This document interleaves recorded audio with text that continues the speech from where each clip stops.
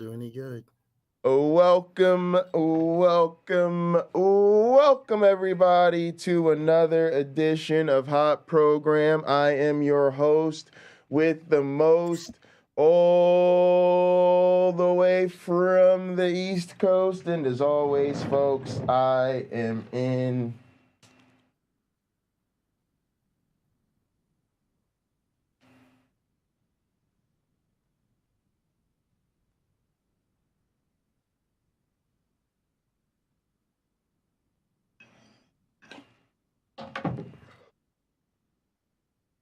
airplane mode, and I am joined by a man with a plan who could use a plan B and C most of the time.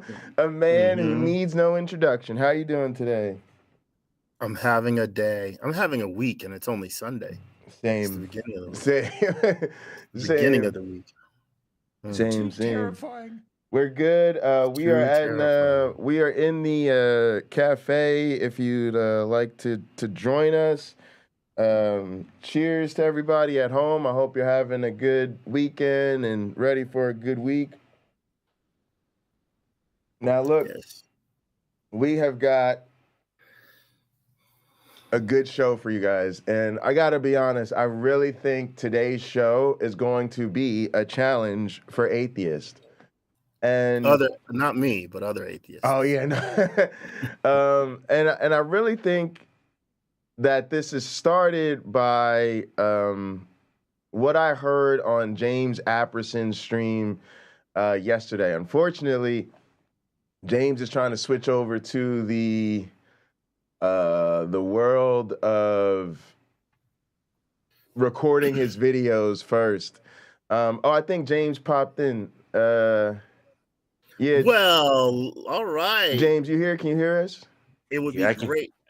Oh, wonderful, because I was hoping if you could speak for yourself, you would. Yes. Because we could get all sorts of non-pre-recorded insight from you. Yes. Well, to be clear, before this trial even begins, I have no alibi. I have no excuse. I burned the town down on purpose.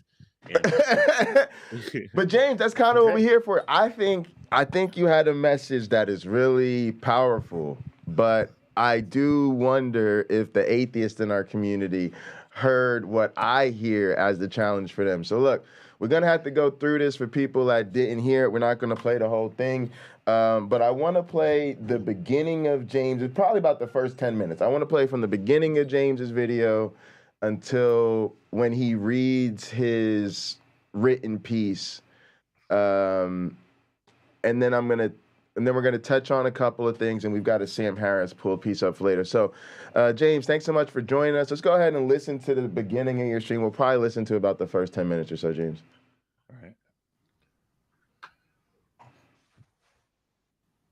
right. Good day to everybody. Today is March 18th, 2023, 12:05 p.m. Eastern Standard Time. This will be my very last live stream ever on this channel. I have several reasons for that, but I probably won't get into today. He's going to keep making videos. I was about to record this instead and just upload it, which is going to be what I do from now on this channel. However, when I went to go do so, StreamYard notified me that I can't because I have things stored in their storage, and it won't even let me begin to record without clearing that out first. So I'm like, fine. Hello, Melody Joy. So this is, again, my last live stream on this channel ever. And I was going to do a recording, but I couldn't make that work in StreamYard today. So I was devastated. Make a quick 10-minute stream on this topic, and then I'm going to jump back out. Again, from now on, after this, all of my content in this channel will be recordings. Probably. So, moving forward, the issue came up today. I watched a video that was a clip from the atheist experience, and I guess I'll go ahead and share that right now to get us started with thinking about that. So, let me grab that real quick. Preset, share screen, evidence. There we go. So hopefully this plays okay. Let's listen to the clip first, and then we'll talk about it. Or I should say, I'll talk about it, and you guys will listen. How's that for a plan? Well, all right.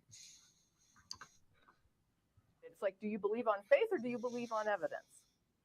I never talked about evidence. I was what do talking you about think? faith. You don't think you were hearing talking God's about, voice? You said you hear God's voice. That's not evidence. That's It's faith. not? I have an experience with God. So you That's don't my actually hear personal God's voice. experience. That's not really happening. You just believe that you hear it, but it's not really hearing it. It's like I have the Holy Spirit in me, so I'm being How do you guided know? by Him. How do you know? Because I know. I How? know when He Okay, speaks to me. Chris, do you understand that because I know is not in any way an explanation? It doesn't do anything to explain anything. It doesn't help anybody understand. I could say you're But do you wrong. know I that could the say, Bible- Chris, do you I know could, that Chris, the Bible Chris, is full of Chris, personal testimonies. I don't. Well, so is alien abduction. I am full of personal testimonies, and I could sit here and say that I know that you're wrong. And when you ask, how do I know that? I can just say, I know. And we get nowhere. So how is that remotely a pathway to understanding or truth? It's like, do you believe on faith or do you believe on evidence? All right, so that was the clip that got me thinking about this today. There were a few other things that I watched today that proved relevant to this. And I don't know how many of those I want to share. But it got me thinking about it, and so I went ahead and decided to post about it. And then we'll watch a different clip after I read what I wrote today about it. Sorry, I do have a bit of a cold today. I wrote, I admit they are having a personal experience. That's not the thing being questioned. Oh, by the way, hello, Pragmatic Crystal. It's great to see you today. All right. Also, I want to stop here because I said something about this that I want to share because I shared it in Gather backstage. And I'm not trying to put anybody's neck on the line here. So I'm not speaking for James. I'm not speaking for my one black friend or whatever. I actually don't believe people when they say this to me. I do not think these people have had a personal experience. I really don't. The way and again, I'm not, again, this is my own personal opinion. I'm not asking for my one black friend or James to co-sign on this. What I mean to say is this personal experience is a narrative. And it's a narrative that the person uses as a shield so that you won't challenge their faith. What I mean when I say when they have not had an experience is they have not really heard the voice of God. They do not really believe that they've experienced some kind of miracle. It's a narrative. It's language they use. And the point of comparison I'd like you all to make is, here's what I say. There's a place for people who have had genuine experiences with God. I've been there multiple times. It's called the psychiatric ward. And I mean this almost sincerely. Like, I'm only half kidding. How do you have an experience of God? Like, genuine God came down, you were laying in bed dealing with something, and God spoke to you. And then you got up in the morning and went about your business as normal, right? You were laying, Jesus healed you of some sickness, and then you went about your business as normal. I'm just saying, I just think a lot of us should really think critically and ask tough questions when people say they've had this experience to figure out what exactly they've experienced. Because it seems to me a privileging of their perspective over others. And I really just think these stories, if you got into them, you'd find that. But I agree with James in the sense of when you have these conversations, especially online, especially people you don't know, for the sake of having a meaningful conversation, James is absolutely correct. Just grant that they've had this experience because you're really trying to get at what's the source of the experience and why. But I guess I'm speaking from the perspective of somebody who was a Christian for damn near like 30 years of my life or whatever it was. Mm-hmm. I felt like I never had that experience, right? Like I'm just being honest. Like, did I ever feel good in church? Sure. Did I ever throw all my money in the collection plate because the worship was just that powerful to me, or I was that convicted by the minister's sermon? Yes, multiple times. Did I ever really feel like God made a way for me or I was blessed, sure. But I think when these people say they've had an experience, for most of us, that's supposed to be like a conversation stopper. Like, no, I've experienced the miraculous power of his da-da-da-da-da. And I'm just like, I'm very unimpressed by this claim. But yeah, I'm just adding my 2 cents. I don't really buy people when they tell me they've had these experiences. I think they're mundane, and I think these people at some level realize these are mundane experiences. But yeah, that's just my take on that. I don't know if anyone wants to say anything before I roll the tape. Well, hold on. There's something Steve Allen said when he was at sort of a round table some time ago. And I'm going to paraphrase. That's a fairly interesting point of view. Why can't he convince the dummy? I'm happy in situations like that to play the dummy and say, well, let's dive into this. I'm very interested in what you're telling me. It's sort of like I rarely ever see people more fascinated by anything I'm saying than when I talk about when I was in the Caribbean and diabetes had overwhelmed me. I didn't even know I was diabetic and I almost died. I had a near-death experience. The hallucinating and the amazing feeling and all that. People are just riveted to that story. Well, they almost never have questions for me.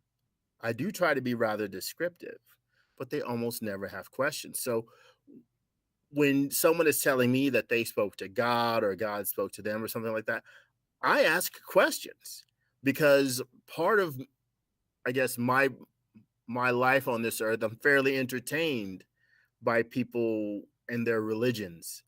Not that I want to ridicule them. It's just fascinating to me. And so rather than just sitting there and not knowing, I ask questions because I love being fascinated by what they tell me they believe. Sure. And I think if I want to encourage any of you, if you're ever in that situation with a believer who is trying to tell you how wonderful and sweet that God is, or how powerful the message he's trying to communicate to just them is, dive right into that. Because if you want, and I'm not saying you need to do this, somewhere 10 minutes in, when you got all these details, you can ask, how do you know you're not hallucinating? Because if like these people who said God told them to kill their children or something like that, when they get to court, that jury can have 12 Christians on it and no takers. None of them are believing. Right, but that's kind of. But hold on. There's a freaking story in the Bible where God tells a guy to go kill your kid. Right. But the jury won't believe that. They won't believe it. Yes. Yeah, the same God. Yes. They won't believe it. Clearly without enough to do. Right. Is telling yet this woman, hey, you go drown your 2 children in the lake or suffocate them or whatever. There's no way they believe it. They just don't. That's exactly what I meant when I said the genuine experience puts you in a psych ward, right? Okay. Because and yet the same experience, the same God killed his own kid.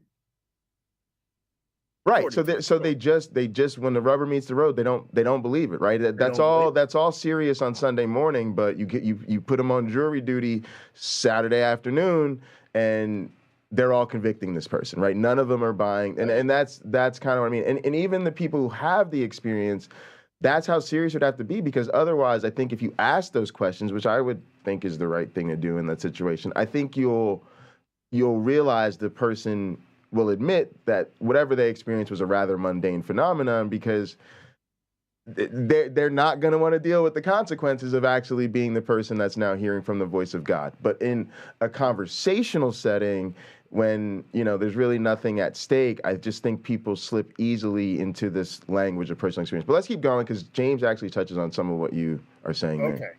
Bring it on, James. It's the interpretation of the experience that's being questioned. Granted, it's possible that a person really is connecting with a not-human super person who lives in some other realm. But that's not actually being challenged here either. The challenge is, how do you know? But further than that, the more important challenge is, why should anyone who isn't you give the claim any weight as evidence that the religion that you want to recruit them into is validated merely by random people's claim of personal experience? To continue, if a god, whatever that is, decided that you were worthy of and ready for an experience that most other humans aren't, then that experience should remain private. After all, if billions of others were worthy and ready, then that god, whatever that is, would have gifted them that same type of experience. Allegedly existing he didn't. So we aren't qualified for it. Stop the tape. James Apperson, please report to the dance floor. Please report to the dance floor. I want to challenge you on this. You challenge me to a dance off. There we go. There we go. We'll edit that in later. I'll be right back. Yeah, James, use that as one of your shorts on YouTube. You have my permission to use it in perpetuity, without further consent needed. You can go for it, or payment. So when we look at the Bible again, and I'm sort of approaching it from the Christian perspective, the Jewish, Hebrew, whatever you want to say, perspective. God doesn't give everyone a revelation. Not everyone gets a prophecy, right? Mm-hmm. So when you read the Bible, certain people are prophets. You get Daniel, the guys who pretended to be Daniel, Jeremiah, the guys who pretended to be Jeremiah, Isaiah, the guys who, and so on, and so on, and so on. Mm-hmm. But you don't find everybody getting one. The Lord isn't speaking to everybody, mm-hmm. right? So we don't find God speaking to Judas, but Judas is one of the characters in a few of the stories. Mm-hmm. So I would submit to you what a cop-out answer I do hear from Christians is that it's not God's way. It's God isn't giving everyone the revelation, or the time of miracles is gone. So surely here and there, God may influence a person, speak directly to that person to get his will executed. But it's not fair for us, we atheists, right? We outsiders, to look at them and think, well, you're all supposed to get this revelation. Mm-hmm. Now, in defense of what you said, using their own book, right? Their set of evidences, mm-hmm. If you're a Christian, the Holy Spirit is supposed to be upon you. You're supposed mm-hmm. to get the Holy Spirit when you become a Christian. So right on, you should know things. You should be tapping into that. So anyway, that's all I have to say. I'd love to hear your take. I appreciate that. So mm-hmm. there are two different categories or types of these kinds of experiences. There's the kind where Sky Daddy tells an individual to tell everybody else a thing, right? Mm-hmm. You're my I'm tag teaming you in. You're my secretary. Write this shit down, and then go tell everybody else what I said. I would tell them directly, but I got too much shit to do. You do it for me, mm-hmm. and they'll just have to take your word for it. And if they don't, then I'll be really mad at them for some reason. And then there's the other kind where it has nothing to do with go tell other people a thing. It's just they're experiencing, or the story goes that they're experiencing a communion with God. They're having mm-hmm. a divine connection with this God being or whatever, which mm-hmm. it has nothing to do with picking somebody out at random or picking somebody out because they're special in terms of go deliver a message. It's more about you're either tuned into the God channel or you're not. If you are emotionally, psychologically, spiritually, then you're going to have that kind of experience. And if you're not, then you won't. So whatever criteria their theoretical God might use to determine who he decides to tag in as a messenger, it really has it's really a separate domain of consideration than who gets to experience their communion with God. So the idea that Christians generally present is anybody can experience the connection with or communion with God, this indwelling of the Holy Spirit within you. And all you have to do is blah, blah, blah. And then it depends on which sect you ask, right? What do you have to do to qualify? You maybe had to get baptized. Maybe you have to say the prayer a certain way or be a member of a certain sect or have the right kind of doctrines or whatever. You do this, you check off all the boxes, and if your heart's in the right place, if God takes you as sincere and genuine, then you will have that experience. And if you're missing the experience, then something's wrong with you. There's a box that you're not checking. Go check yourself. You might not believe correctly enough, or you might not believe deeply enough, or something's wrong with you. Go back and work on it. And I felt really bad because Mike Jones from Inspiring Philosophy was on Mythvision here about a month or two back, and he talked about how he has not had that experience with God. He hasn't had any experiences with his God. He never got the hug that most Christians claim to have gotten. He never got a hug from Daddy. And when he talked, and he didn't put it that way, but when he talked about how it hadn't happened to him, man, I got to go back and find that clip. You can just see the look on his face. It kind of reminds me of the Simpsons clip where Bart says, "Watch, Lisa, you can tell exactly the moment that you broke Milhouse's heart." Yeah. And my heart sank because, okay, on one hand, his religion's bullshit, but oh my gosh, the pain in this man's face for the fact that Daddy never gave him a hug, but has hugged almost every other kid in the room. And I just felt bad for him. I just wanted to give him a hug, despite the fact that his religion's bullshit. Sure. And so it's that kind of a thing. So if somebody tells me that they've had this, it's one thing for someone to come to me and say, the Lord said a thing to me in private, in my head, and I heard his voice, and he wanted me to tell you this thing. And because if that's the case, then my response is, what does God need with the starship? And then I explain what that means. Yeah. But if they're coming to me just to say, hey, I had a personal experience, I had this indwelling of the Holy Spirit, and I communed and connected with God, then I'm like, but he didn't tag you in as a messenger. You're telling me something that's completely a subjective experience, and I'll just grant, for the sake of argument, that you really have that experience. I'll even go further, just for the sake of argument, and say, you know what? Yeah, there's a super person in the sky, a super parent, and you really did connect with him. Good for you. But what's that have to do with me, right? Because it wasn't about me when you have that experience, and you're trying to make it about me. And if I'm not qualified, if I don't check off all the boxes to be able to have that kind of experience, then I can't have the experience, right? Within the context of your religious narrative.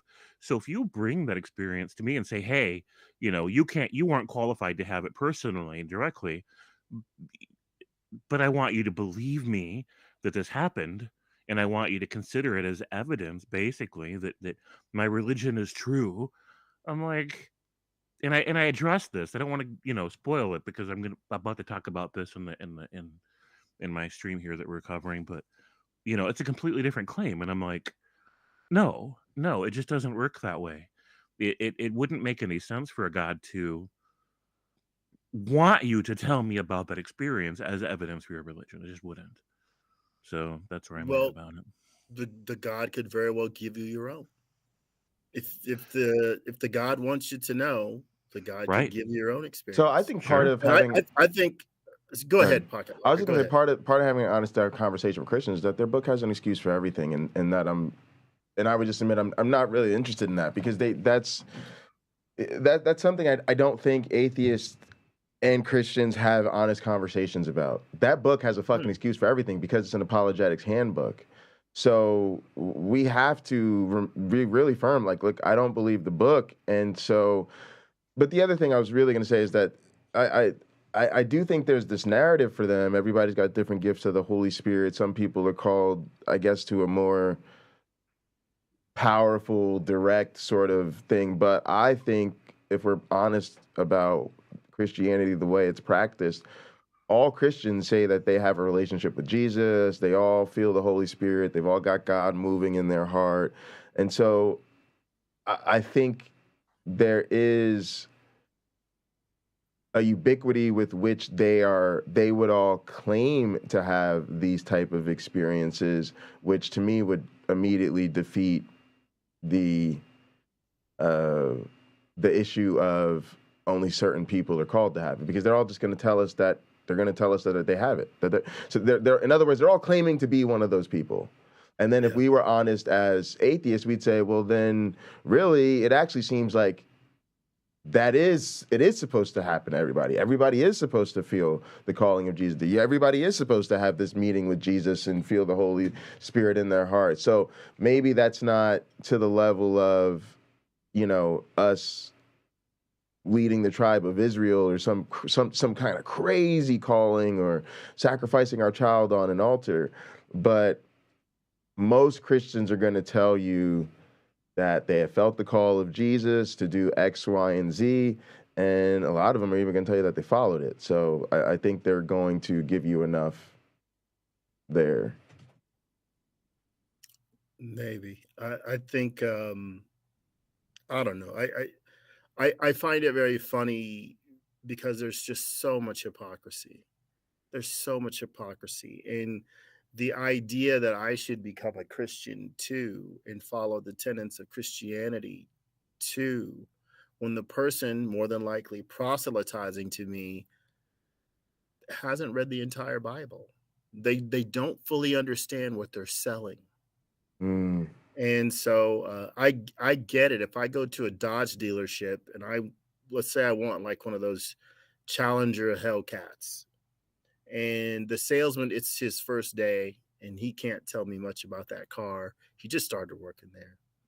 But then he says, but let's talk to my coworker over here, and she's been there 7 years and she sold 50 of those cars. I fully expect her to know. But she invested the time. If there's been somebody there who's worked there that long and they don't sell those cars because they think, oh, it's a gross polluter and that's too much power, I don't want anything to do with putting one of those in the hands of another person, that person may be untrained on that. And that's the Christian I get. They've been a Christian a long time and they don't know jack crap about it other than it's made by Dodge, because every time I ask them for a thorough answer, they dodge me. No, that's actually great. I agree with that, and we'll touch back on that. I want to get through James's portion of this at least. All right, let's being withheld from us according to your religion. So since he decided that we aren't qualified for that experience and withheld it from us, it makes no sense that you would attempt to have us experience that vicariously through you. We aren't qualified for it according to your religion. So if the experience, the first-hand experience, wouldn't be transformative for us into that relationship paradigm, into that faith with that God, clearly it wouldn't be, or else he would use it for that, right? Then merely hearing about the experience can you pause shouldn't it, be and maybe I should let James finish that sentence. Could you, the sentence that you have playing, could you finish that? For us either. Okay. It is, of course. Stop. So in your view, James, if we are having this conversation, this interaction with a Christian, and they're leading us down this road, is this, in your opinion, a good time to ask them, well, look, why don't you just pray right now that happens right now? That this whole bus that we're on, or this whole airplane to people, without putting anyone in danger, have that sort of revelation, that we get that sort of connection. What do you think of that? We can say that, but and I think that most Christians would play along and say, okay, let's pray right now, because they're not going to miss an opportunity to pray with you, because as long as you're indulging in their religious rituals and narrative, right, then it's an opportunity to kind of inch by inch manipulate you into a certain headspace that they're hoping for. I think I think there's even something more urgent than that you just offered them a way out of this awkward conversation without actually challenging their religion. They love when people do like that, because Go ahead. I'm sorry to interrupt. Look, you're gonna occasionally get a crazy person, an absolute nut job like Wesley Curry or somebody who will say, "I am praying right in this moment for God to give you a revelation within the next 4 days. You're gonna see a chair in your house flip upside down and do it 3." I mean, and then when it doesn't happen, you've got an easily defeatable claim. But I just think most Christians, especially if this is somebody you're just having a one-off conversation with, Christians like to pray their way out of awkward conversations. That's all. That's just what I'm thinking here. But I gotta be honest with y'all. We're not really here to pick on Christians today. We're here to pick on atheists today. I'll be honest with you. We're here to pick on atheists today. Yeah, this is all just set up because I want y'all to hear where this goes and why I think we're really. The title of this is James Apperson Destroys Atheism, not James Apperson Destroys Christianity. First, more trust or faith than you are. We already know he did that. Because if someone chooses to believe you, or even if through some other mechanism psychologically they feel compelled to believe you, or they just are simply a very overly trusting, gullible person, in any case, then they are putting their faith in you. Which is exactly what Bibles tell everyone not to do. Do not put your trust in princes and mortal men who cannot save, says the Bible. So then why tell us about it? Jehovah's Witnesses make the same type of claims about their religion. So do Mormons, Catholics, Muslims, Buddhists, Wiccans, etc. They all say I've had this personal experience, so I know my beliefs are true. Meanwhile, every Christian who is personally offended by people who doubt their claims are being hypocritical. They speak as if only us religiously correct people have this exclusive experience. But that's simply not true. People in all religions have descriptively similar and equally profound experiences. Meanwhile, claiming to even be a Christian automatically means that the speaker, the claimer, is rejecting the validity of all such experiences for everyone who isn't a Christian. All right, now we're going to keep rolling, but I just need y'all to put a pin in that. Even by claiming to be a Christian, hashtag all Christians, right?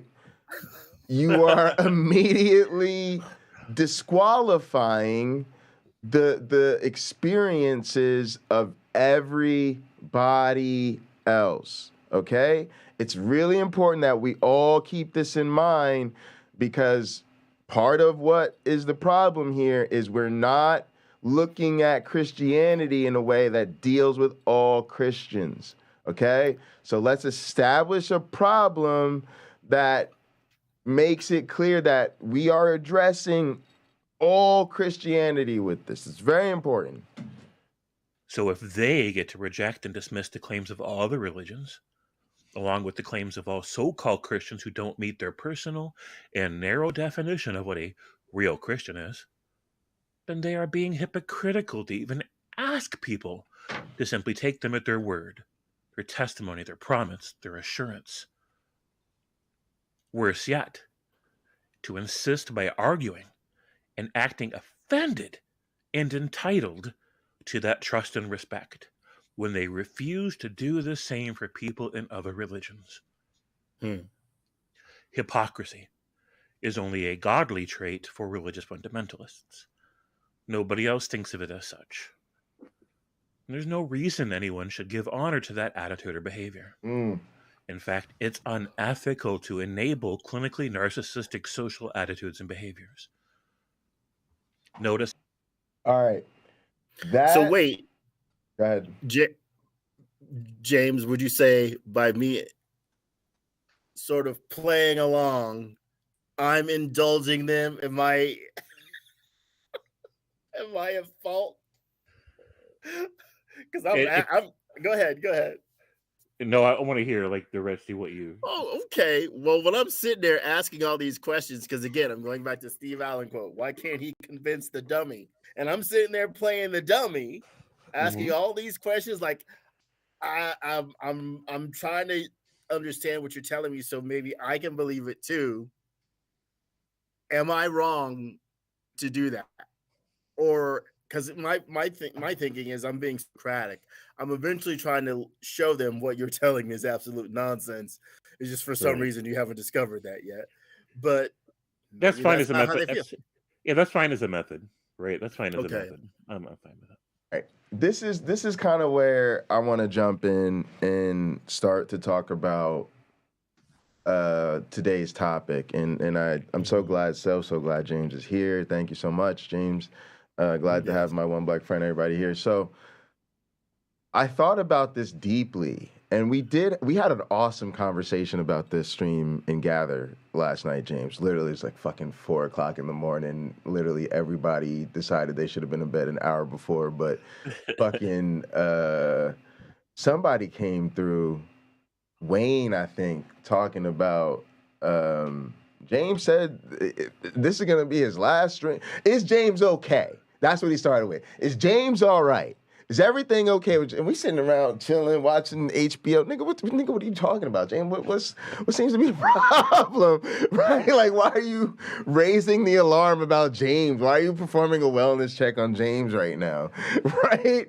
And he's like, oh, well, he said this is gonna be his last stream and all this. And so we ran over to the channel in a panic, trying to figure out. We paused mid-episode, like, holy shit, what's going on? So it's just kind of funny. I was like, oh, he's making videos. All right, well, that's all right. But all right, so here's the thing. What I don't think a lot of people heard, James, but what I heard in this is actually a challenge to atheists. And it was explaining to me, you did two things. And notice, gang, I'm being very serious. The title of today's stream was James Apperson Destroys Atheism. And I meant that so sincerely because like for me, all right, the way I was thinking about this is there are kind of two things that James accomplished here. The first is he talked about the problematic way in which Christianity is selfish. It's based on this selfish, self-interested personal narrative. But in a way, that is a Christianity that is practiced by damn near every Christian. And the thing that really got me about it is once you now have all of your Christians together in one barrel, he's now flipping it and also reminding you why we can't enable and tolerate this. And that's the part that I heard that is so challenging. In other words, those of us that are giving Christianity a pass, we are enabling this narcissistic, social attitude. We're acting like it's okay, and it gets even deeper. So we should actually keep going from where James was at, because James, you start talking about the sort of like lack of humanism. Is that still before you get to the Sam Harris thing? I can't remember. We'll find to enable clinically narcissistic social attitudes and behaviors. In fact, it's unethical to enable clinically narcissistic social attitudes and behaviors. Notice I'm not saying that these people are all specifically afflicted with narcissistic personality disorder. I'm simply identifying social attitudes and behaviors that are consistent with that personality disorder. Things that are problematic, things that are socially unequitable, things that are unjust by nature, special privileges and entitlements just because the person feels privileged and entitled. Not okay. Now, this discussion, whether it's written as a post or spoken as a video, like all my other contributions to these issues, are a call to ethically accountable awareness and growth. I am not being angry. I am not being hateful or divisive or mean or unfair. I'm not even being obsessed because I spend less than 40 minutes per week writing about these topics. And then I do maybe 2 live streams per week about various forms of narcissism in our world. It's a legitimate and necessary work as a cause. And we need more people doing it. It's like being an advocate against domestic violence or animal cruelty or pollution, etc. Everyone who raises awareness about various forms of destruction in our world is automatically an advocate for positive change in our world. Irresponsibly selfish people are the ones who say, stay quiet about it. It's not our business to talk about important issues that affect countless innocent lives. Religious fundamentalism is a primary force of life-wrecking destruction in our shared world. That makes it everyone's business. Boom. And All right, hang everyone's on. civic duty to get very informed. Hang on. Y'all, I gotta roll that back for y'all. This is the call. This call to action right here is so important that we understand it, and it's also critical to the points I'm gonna be trying to make to y'all today. So let's hear this again. It's like being an advocate against domestic violence or animal cruelty or pollution, etc. Everyone who raises awareness about various forms of destruction in our world is automatically an advocate for positive change in our world. Irresponsibly selfish people are the ones who say, stay quiet about it. It's not our business to talk about important issues that affect countless innocent lives. Religious fundamentalism is a primary force of life-wrecking destruction in our shared world. That makes it everyone's business, and everyone's civic duty to get very informed and at least minimally vocal about it. Silence makes us complicit. Stop treating billions of fellow human brothers and sisters as if they are too slow in the head to understand or too emotionally fragile to hear, learn, and grow. Are y'all starting to hear the challenge to atheism? Too many of us are too silent about this, okay? And there's something that all of us do that really drives me crazy. It's almost like Christianese. I'm gonna start calling it atheistese or something like that. Here's what you do. You say, I'm really opposed to religion. Yeah, I think it's not true. Yeah, yeah, I spend all day, all week doing counter apologetics and talking about how bad religion is. And then what you do is you put a bunch of qualifiers in front of it. That way it doesn't apply to the people that are close to you. And then when you actually talk to the people that are close to you about religion, you make sure you let them know you only have a problem with religion with all those qualifiers, and then they just don't identify with the qualifier, so they're off the hook. And you go, so I have a problem with the radical, fundamentalist, evangelical forms of Christianity that are weaponized, and they're bigots, and they're tearing down the world, and they're taking all our rights. And all you did was define the person you're talking to out of being the target of your conversation, because they're sitting there going, well, I'm not a radical fundamentalist evangelical, and I don't, right? We got to stop letting people off the hook. It's why when I talk about Christianity now, I just talk about Christianity.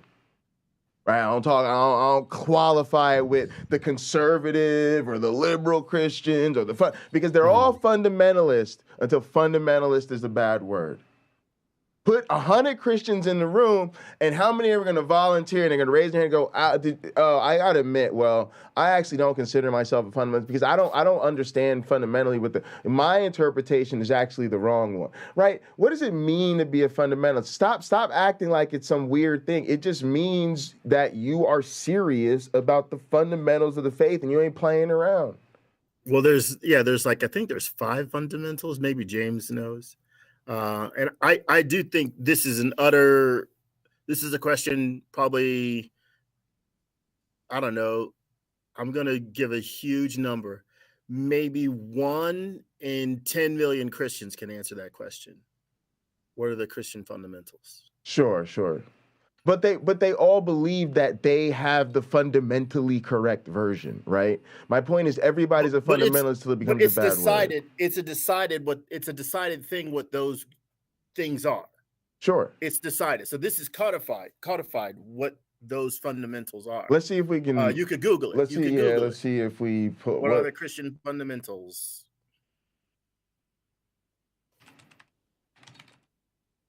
Most people have no freaking clue. My number may be a bit high, so let's just say 1 in 100,000. You just keep getting fundamentalism, which is. Mm-hmm. So I mean, I think it depends on which tradition you ask. Yeah, for example, absolutely. Yep. Some would include Trinitarian declarations, and some wouldn't, for example, because some are Unitarian. But like I pulled it up on Google. It says, love God, love your neighbor as yourself, forgive others. That's not it. Right, that's not it. So it depends on who you ask. Yeah, it the depends five on who you ask. fundamentals of Christianity: biblical inerrancy, nature, nature divine of Jesus, or the divine nature of Jesus Christ, his virgin birth, resurrection, and return. Yeah, inerrancy, divinity, birth, resurrection, and return. And okay, there we go. Yeah, I'm pretty sure most Christians can't answer that question for you. I know, but I don't care about that because that's like a list. Who cares if they know the list?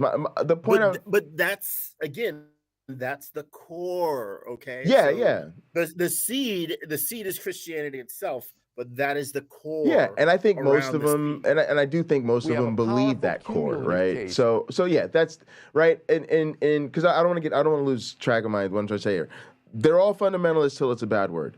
They're all evangelical till it's a bad word, right? Mm-hmm. They all either themselves feel responsible for spreading the message of Jesus and getting people into the religion, or they support a church that does, right? They're all part of this, from the pew fillers to the top of the pyramid scheme. I mean, if you're just going to say, oh, well, we only have to take out the evangelists and the ministers, look, there's always more people in the pews than in the pulpit. And if you knock out one person in church leadership, they're just going to put somebody else in church leadership. What I really heard in James's stream is a challenge for those of us that have gotten far too comfortable with the sort of soft-pedaled Christianity of most of our friends and family, who we put these qualifiers around that make them not the type of Christians we need to be going after or confronting, when the reality is they all have this sort of personal experience thing going on. They all believe in the fundamental messages of the faith. They all believe in spreading the gospel and sharing the love of Jesus with everybody. Like, we've got to stop letting people off the hook, because if we don't, we might as well just give up now, because everybody's going to be close to it, and they have figured out how to soft pedal their faith. So if you're going to let them get away with soft pedaling it, quit while you're ahead, because you're just not going to go anywhere. What this really reminded me of is when I was in college as an undergrad, I started the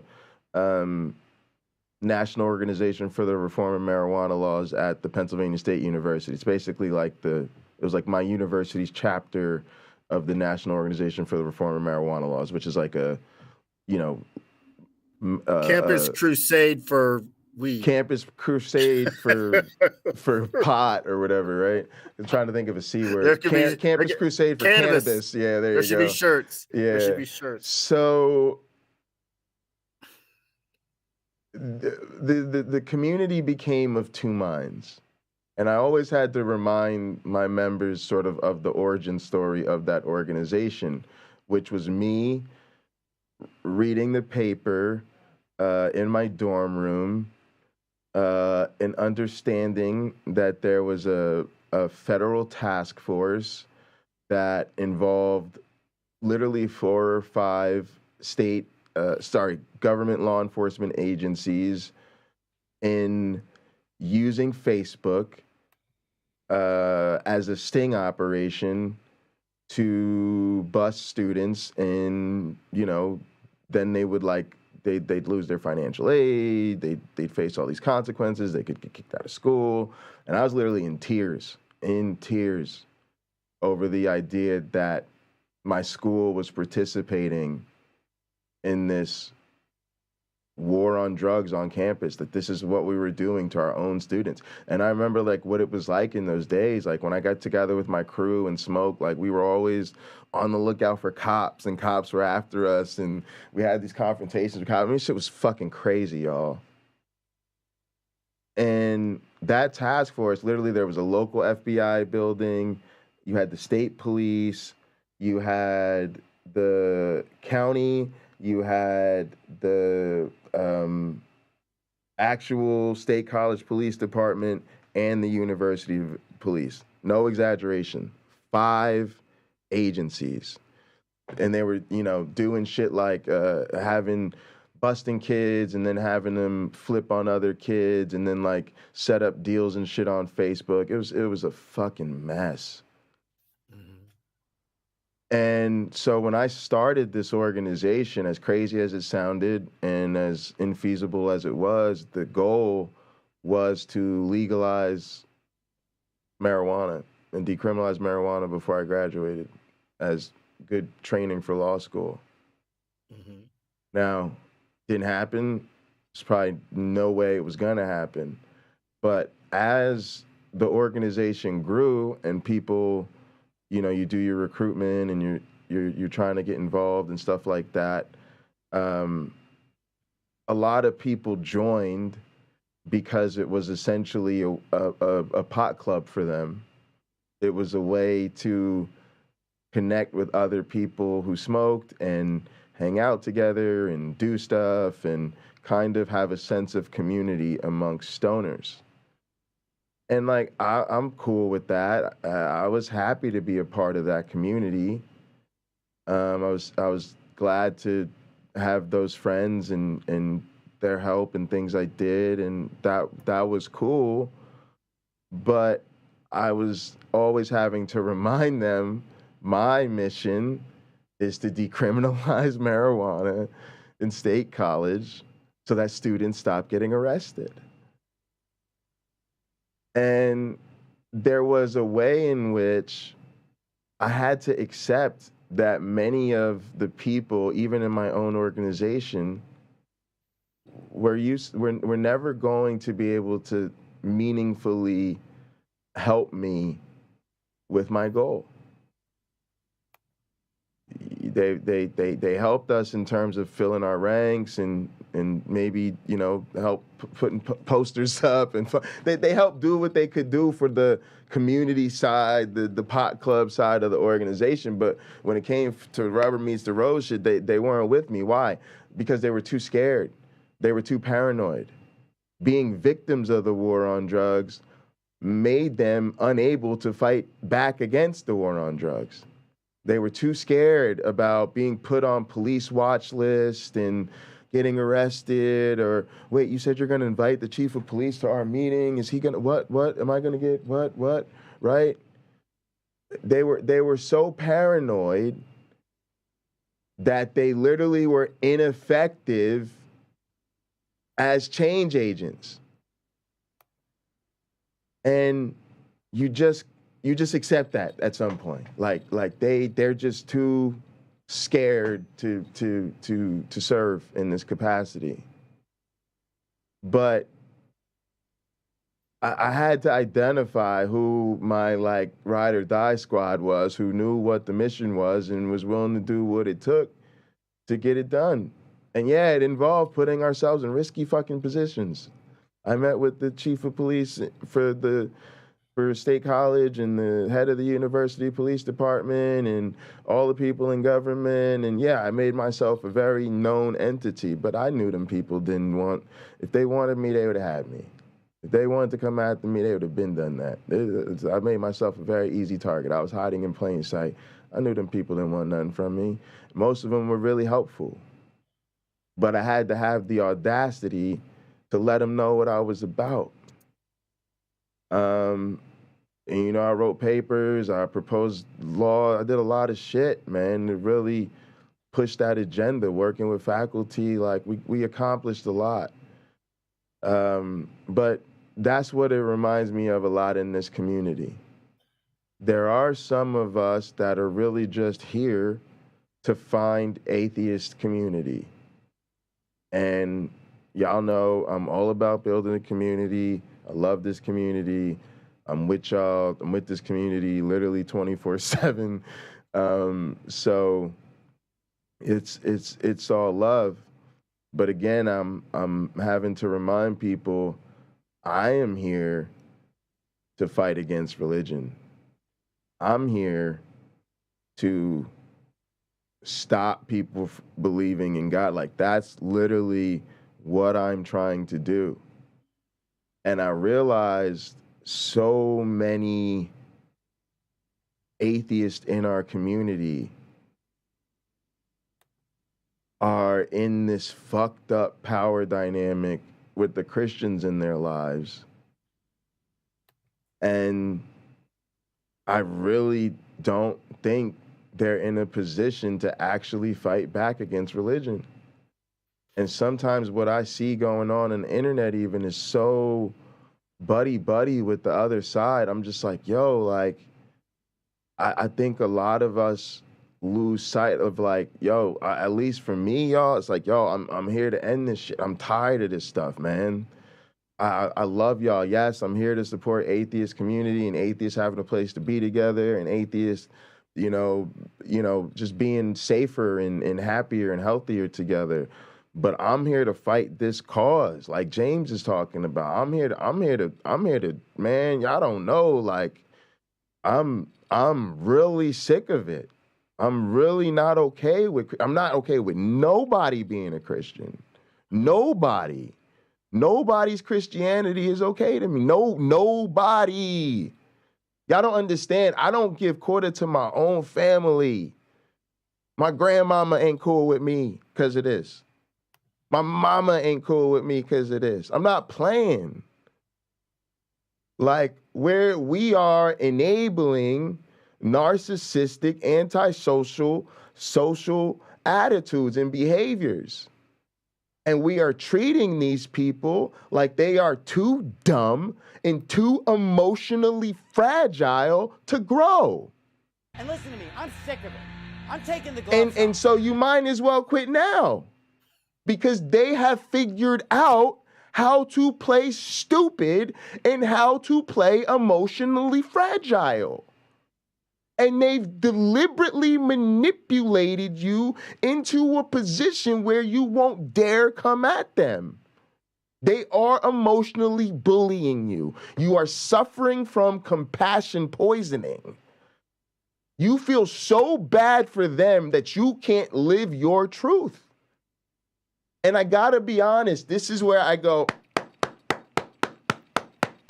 to the queer community and to the trans folks. Because they know what it's like to keep it real. They know what it's like to understand that, yeah, I could hide to make you comfortable. I could keep this in. I could present myself in a way that makes you feel safe. But I am going to live my truth. And the consequences will be the consequences. As I often say, you have to go through to get through. You have to get to it to get through it. You have to realize that there's a challenge in front of you. It is going to be difficult. It is going to be uncomfortable. It is going to require work. But you are the sooner you jump into that work, until that uncomfortableness, the sooner you will find yourself putting yourself back together on the other side of it. And a lot of us are in this cycle of perpetual procrastination. And that's exactly what the Christians in your life want. They are here to ride out the clock.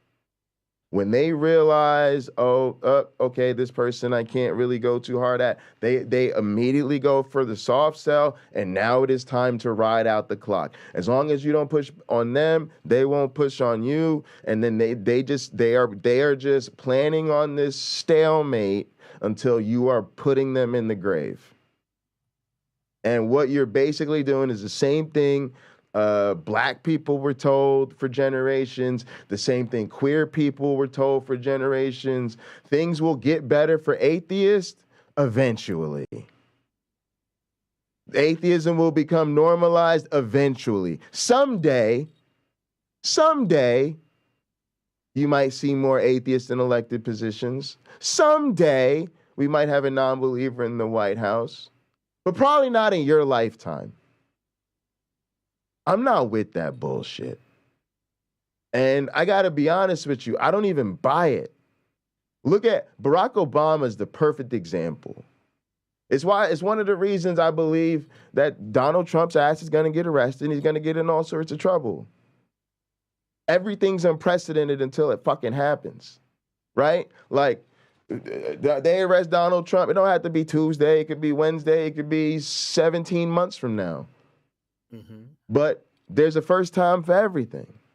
People were literally saying that they were never going to live to see a black president the day before they voted for one. My grandparents were talking about how they were never really going to elect a black man president. Literally, as they were going to the polls, they didn't believe it was possible. And wouldn't you know, they found out a lot of people voted just like they did, and they went from that is not possible to that is actually the reality overnight. I do not want to waste the rest of my life living in what amounts to a Christian theocracy, because that's exactly what I feel like the situation I live in now. I just have two flavors of it. I have the super extreme KKK, in hiding, Trumpleton right-wingers, and I've got the white hoods and blue suits over on the Democratic Party who love and worship Jesus just as hard as the other team, okay? They're just the soft sell. I got the carrot on one side, stick on the other. I'm stuck literally between a rock and a hard place. So I'm not with it. I don't want to die in a world, and this is part of the reason I be telling people to understand, but a lot of times when I be talking to my advisor, I'll be like, look, we need to seriously consider me getting a job in another country. I don't want to spend the rest of my life like this. So, like, for me, the time to stop being a Christian is yesterday. And I'm really, really sorry that there are some lovely people in your friend group and your family who are going to be otherwise affected by the Great Awakening, but too bad. That is their problem. And they are not too stupid or too emotionally fragile to be made aware that they have a problem. I'm going to let y'all get in here before we get back to this tape.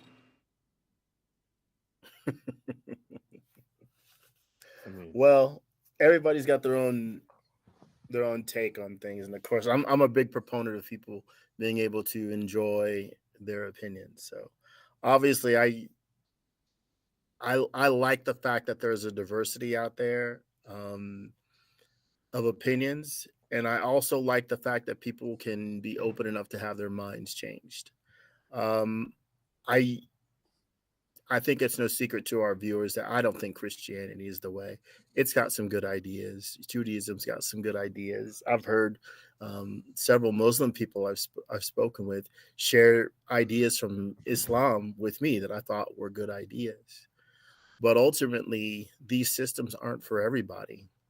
And the same is true with our atheism. It's not for everybody either. Some people can't take the idea. They can't accept the idea that there probably isn't a God.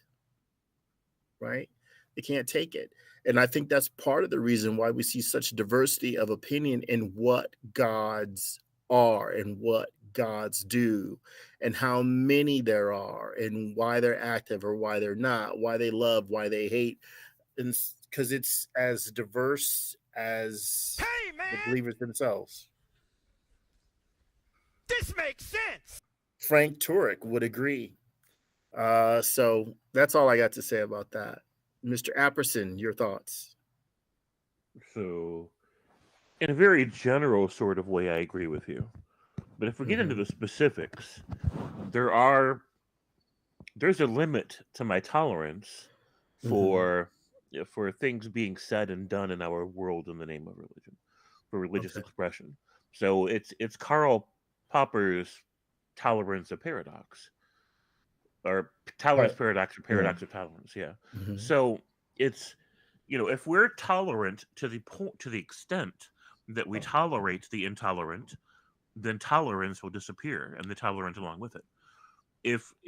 We have to set a boundary. We have to say, okay, think what you want, feel what you want, live how you want, speak as you will, but only to the extent that it doesn't hurt anybody else, right? If you want to bash your face against a brick wall, there's no shortage of them. Go find one, right? But you can't bash somebody else's face against that brick wall, right?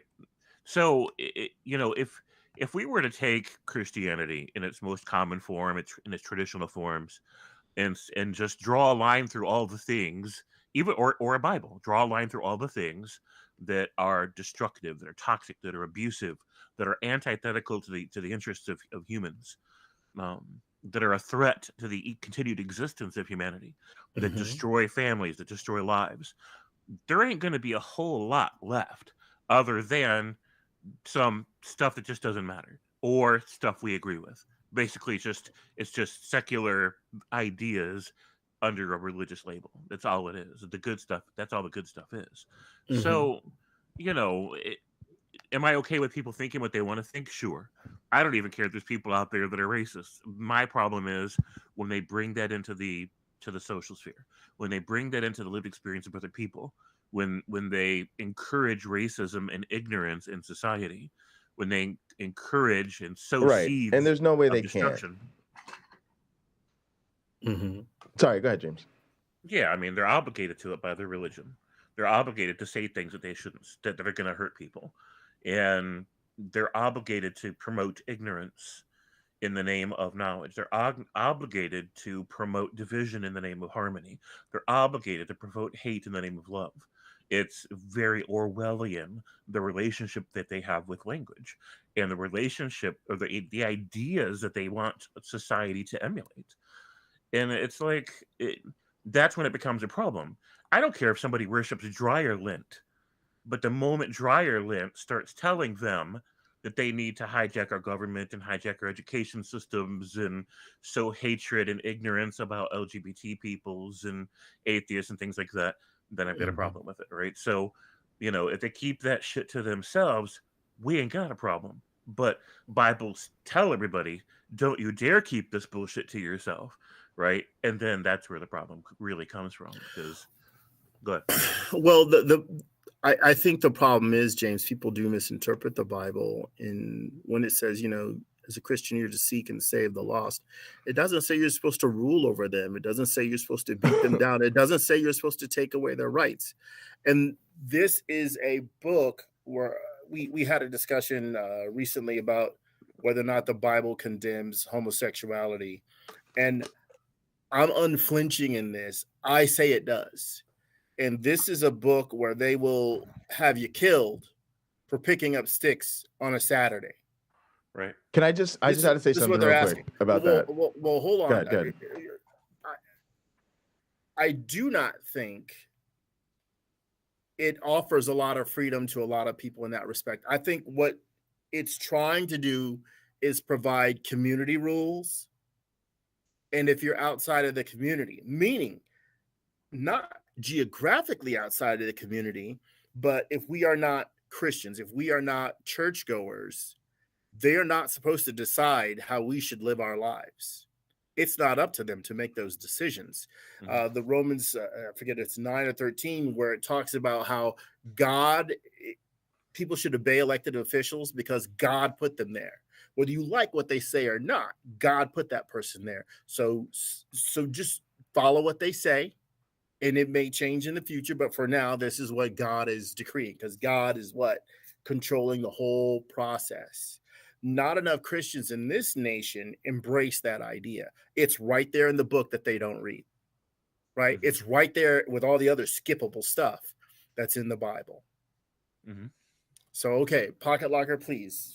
All I was just going to say is in 2023, what you said, the fact that the Bible is unambiguously anti-homosexual is enough reason to stop being a Christian. We are enabling people. We are making excuses for people who continue to belong to a hate group.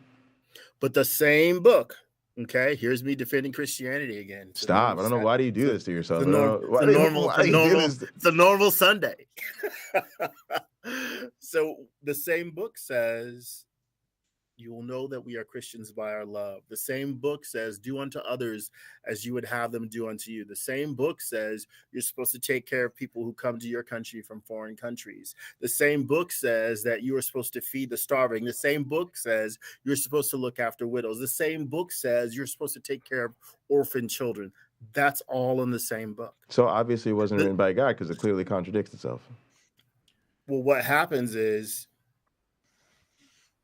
I think a sociologist would be a fascinating addition to this conversation, but over time, the needs of the society changed. I'll submit this, and I'm against. I think most scholars would disagree. A lot of the Bible that they say took place in Egypt was in Babylon, and the only reason they call it Egypt is because of Hagar, because Hagar was from Egypt, and the daughter for her son Ishmael, which is why he was supposed to produce all his children too, will become a great nation. Yeah, they became Babylon.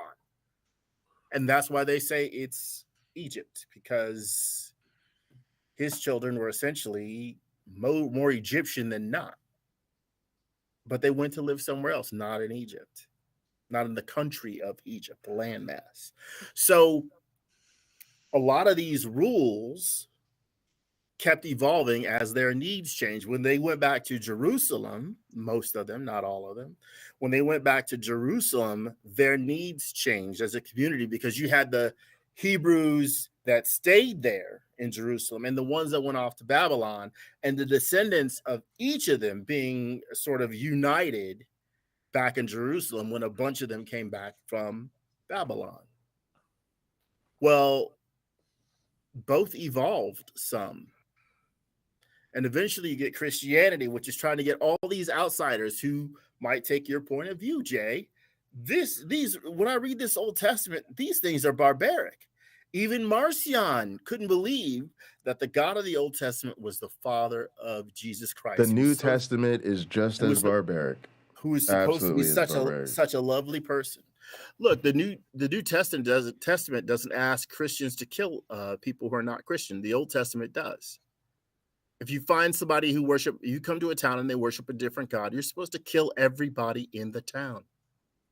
The gospel is unethical. Like, there's no, if any Christian tells me they believe that Jesus' death and resurrection saves them, like, I think I'm talking to a terrible person.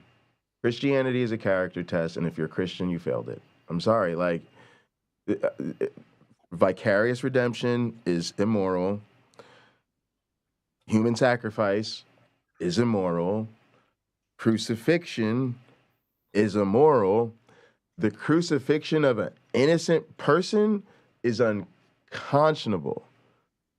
I'm just realizing, like, myself, like, I'm just on some different stuff, man. I'm on a different page than most people in my own community. I just feel like a lot of people want to criticize Christianity from the sidelines, and the easiest way to do that is to give all the Christians in your life a pass because they're not the problematic Christians. But look, at its core, the damn thing is problematic. And I'm sorry, all of the Christians that we're giving passes to, their hands are covered in blood, right? The best Christian, the most progressive Christian I can imagine, in their heart of hearts, actually believes most of the time something along the lines of homosexuality isn't really the way God intends for us to be, but they're called to love our LGBT fam anyway. Disgusting. Get out of my house. You know, they really believe women are just as good as men, but, you know, as a man of God, they're called to be the head of the household. You can kind of get out of my house right now because I'm feeling a bit gross and creeped out by you, right? Like there's just no, like even atheism, right? They think atheists are good to go, but in the end, God is gonna judge everybody. They certainly know, you know, they're gonna, oh man, they can't wait to that day where they're called on up to meet sweet, sweet Jesus, and boy, they really wouldn't want to be an atheist on that day, right? Like, I mean, and so it's just, come on, man. I know that's not where everybody is, but that's where I'm at, man. What the Bible doesn't call on Christians to do the murdering. It says that when Jesus comes back in Revelation, well, actually, some of the Gospels do note this. This is why I say Revelation, in my opinion, came before the Gospels. Because it's between Revelation and Enoch and some of the other prophets, it's their playbook. And I just think Jesus and his friends were LARPing. That's all, just doing live action role play. Maybe it was a grift entirely. Maybe it was sincere and they were just doing live action role play. But the killing is in Revelation, where it talks about Jesus and his horsemen are going to come back and they're going to take up the righteous people, you know, the Christians, and slaughter everybody else who isn't basically a believer in Jesus. They're going to make us suffer, and then they're going to throw us in holes in the desert and make us suffer even more. Really, guys? It's a serious, it's a mess. All right, I'm gonna let James roll for a little bit because he gets to some stuff I want to get us to, and then we'll jump over to the Sam Harris piece. Into accountable, mutually respectful, equitable adults. They are capable of far more than their enablers give them credit for. So that's what I wrote about that. And to continue, there's another video. Play this clip too. I rather hate how YouTube automatically starts these shorts when I open the page. Stacy, it's so good to see you here. Stacy said, my dad in the heat of anger said he would be laughing when I burn in hell one day. Now, I appreciate the love from the chat. A lot of the people in the chat said they realized I'm in a different place than a lot of people in the community. I appreciate that because that's how I feel. What that reminds me of is something I've said before. If you really want to hear what somebody really thinks, either get them drunk or get them angry. Then they'll tell you what they really think. That's true. It's true.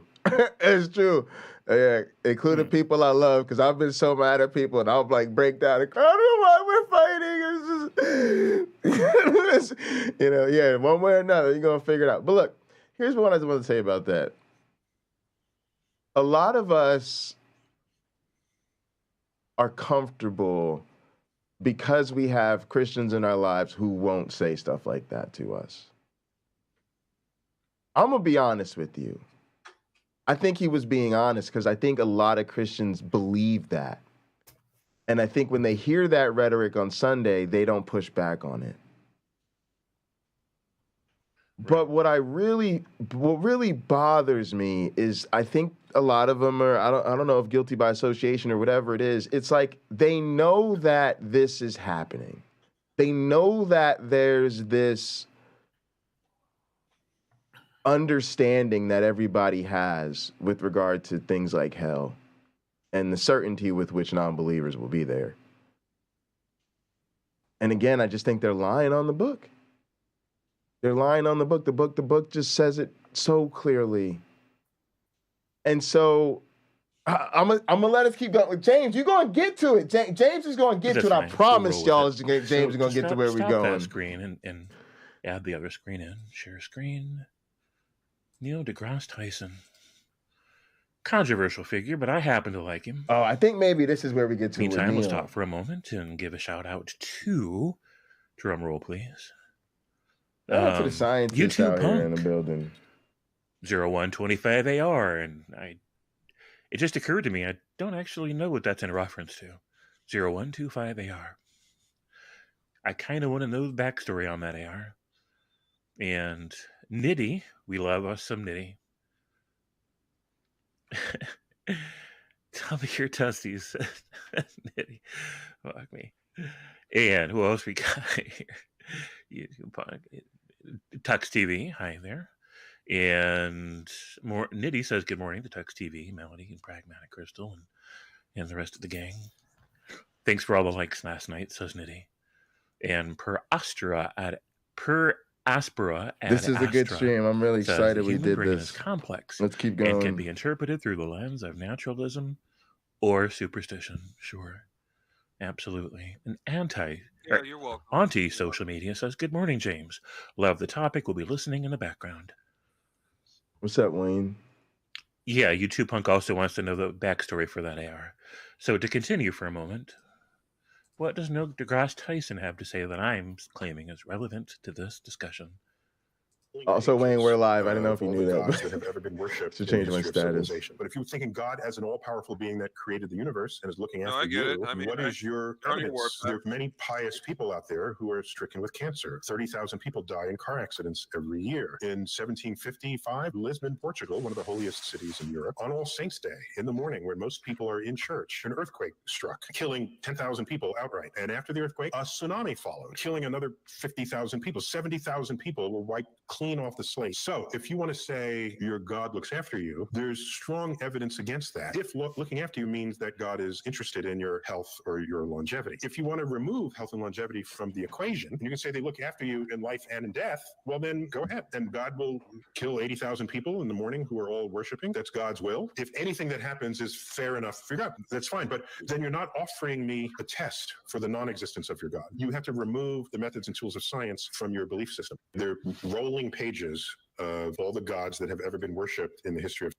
So that's what Neil has to say about it. So, yeah, I mean, it really helps put the whole matter into perspective. Hello, Cameron Bennett, and Dirty Rodent, and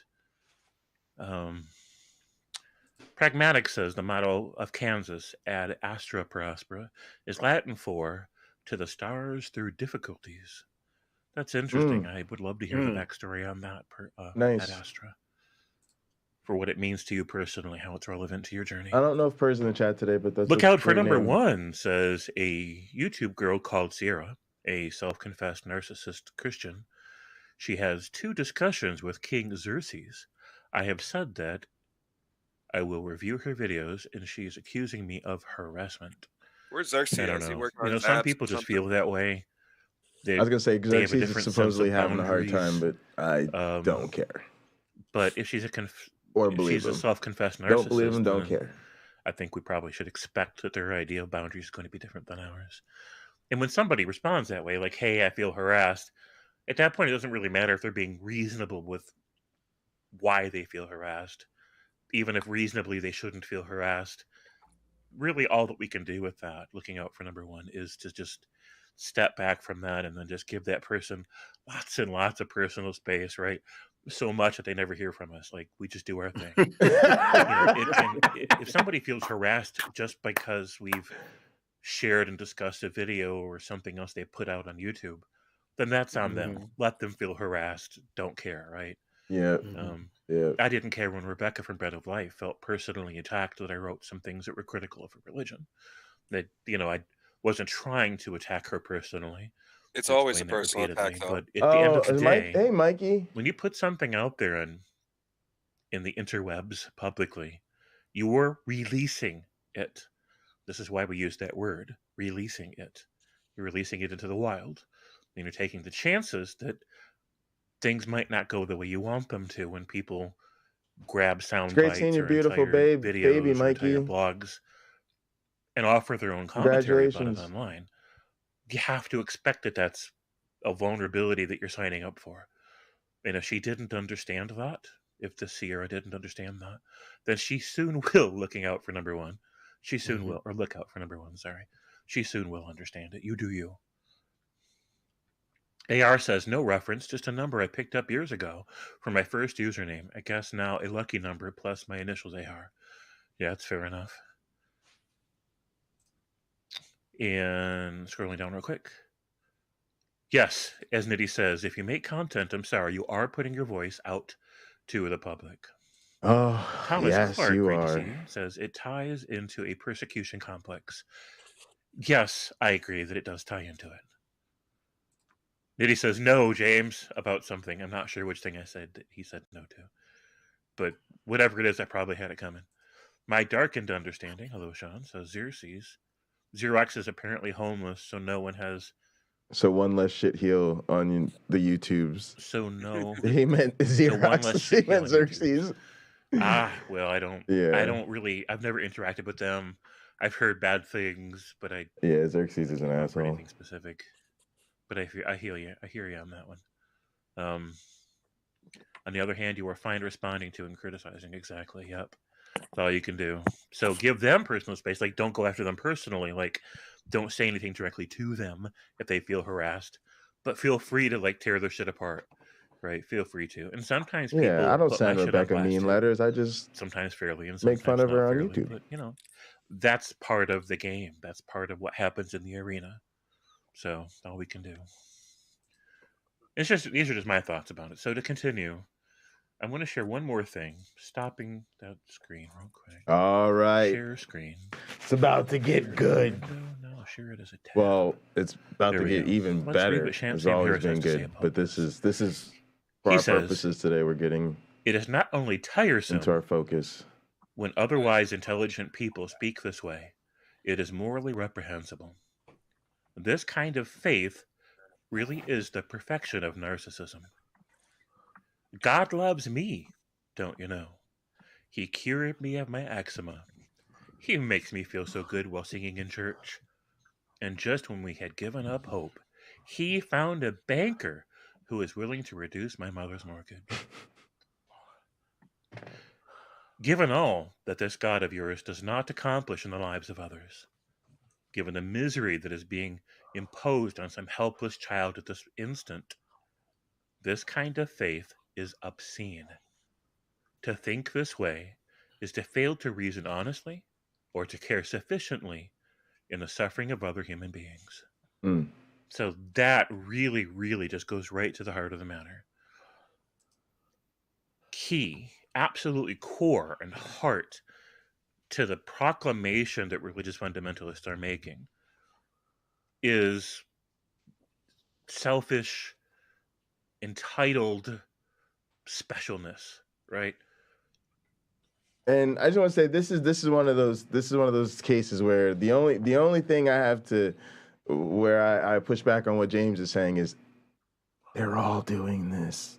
And I think this is just a habit. It's a speech habit, right? A lot of us are just accustomed to speaking out against religious fundamentalists, where I'm trying to reshape my habit into speaking out against religion more broadly.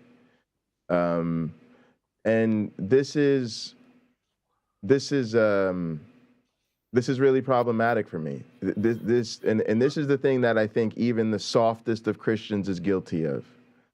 This willingness to overlook everything going on in the world because they need to feel special. They get to I have to be honest with you. I have never in my life met a Christian who's not guilty of this. I have never met a Christian in my life who is not hanging on to this sense of specialness and purpose and eternity and all of this that is quite frankly obscenely childish. It is obscenely childish to think that you will live forever with absolutely no reason and evidence of that. Are you serious? I mean, gang, talk about gaslighting. I mean, we are talking about the most inescapable actual factuals in reality. everybody dies. Oh, wait, no, not sure. I mean, this is just this is the desire to remain in a childlike state forever, and to impose that childlike state on everyone in the adult world around you. It is a disgusting sense of entitlement. And Stacey, yeah, I totally agree. And one of the things that even like the Stacey story made me think about is Christians have to, sure, it's easy to point at dad and say that's mean. You shouldn't say that. That's dad being a bad Christian. But again, that is the culture that they're all indoctrinated into. And even the ones who don't think that, who would never say that, they believe it anyway. And if they have a problem with it, they don't have enough of a problem with it to say or do anything about it. In other words, their selfish desire to be special and have hope, meaning, and purpose is so strong that they are willing to overlook the harm, damage, and abusive stuff like that done in the name of Christianity by other Christians. And that is why it, to me, is so important that we as atheists do not do the same thing. Look, there are plenty of Christians in the life of Christians that will make it safe for them to be Christians. You, as an atheist, do not need to volunteer yourself. The other thing is you have to remember how precious we are. Think about our LGBTQ fam, and how many of them had to come out in family or social situations in churches, whatever it may have been, where they were damn near, or if not, the only one, right? The only gay person in the family, the only openly gay person in the church, the only trans person in their entire school. The only one. Now, think of all the ridicule and torment and how unbelievably hard that must have been. Constantly being told they were impossible. But they did it anyway. And now think of how many people, through turmoil and difficulty, and I'm sure hard times, have now come to accept that person, to love that person, to embrace that person. And now beyond that, it has actually transformed how they see the issue. Oh, no. I think about LGBTQ issues because I have a gay son, right? I think about the queer community differently because, I have a trans coworker. My captain of my volleyball team was like all of these are game changers. That's what I dealt with, being the only black kid in the entire school multiple times. It is not easy, but you have to do it anyway. And what happens is if you don't, who will? If I wasn't there, literally, those would have been all white schools. And there's students who literally would be on the internet talking about something. Yeah, I went to school with zero diversity, racially. That's a lot of weight you're putting on yourself, bro. I'm here to tell you, it's exhausting. On yourself. That's a lot of weight. It is. It's so much weight in addition to the burden you're already dealing with. But what I'm really getting at is if you don't do it in these people's lives, who will? You are counting on them serendipitously at some other time in their life encountering another atheist that they have more of a connection with and more of a social motivation to take seriously. And number two is somehow better equipped to deal with this person than you are. You are praying for a miracle. The reality, and I'm going to say 95+% of these situations, off rip, easy, I will bet my paycheck, is that you are, if not the only atheist that this person knows, you are certainly the atheist closest to them, that they care about the most. And on top of that, you are probably the most prepared atheist to deal with the issues than any of the other non-believers in their life. And when you put those two things together, if you are not willing to get in there with them, then who will be?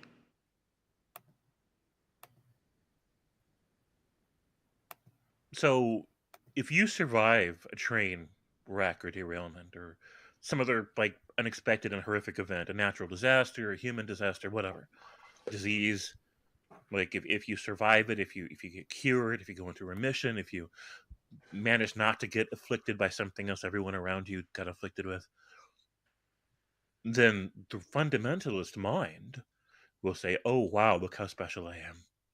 The Lord has chosen that I am so worthy I will be spared.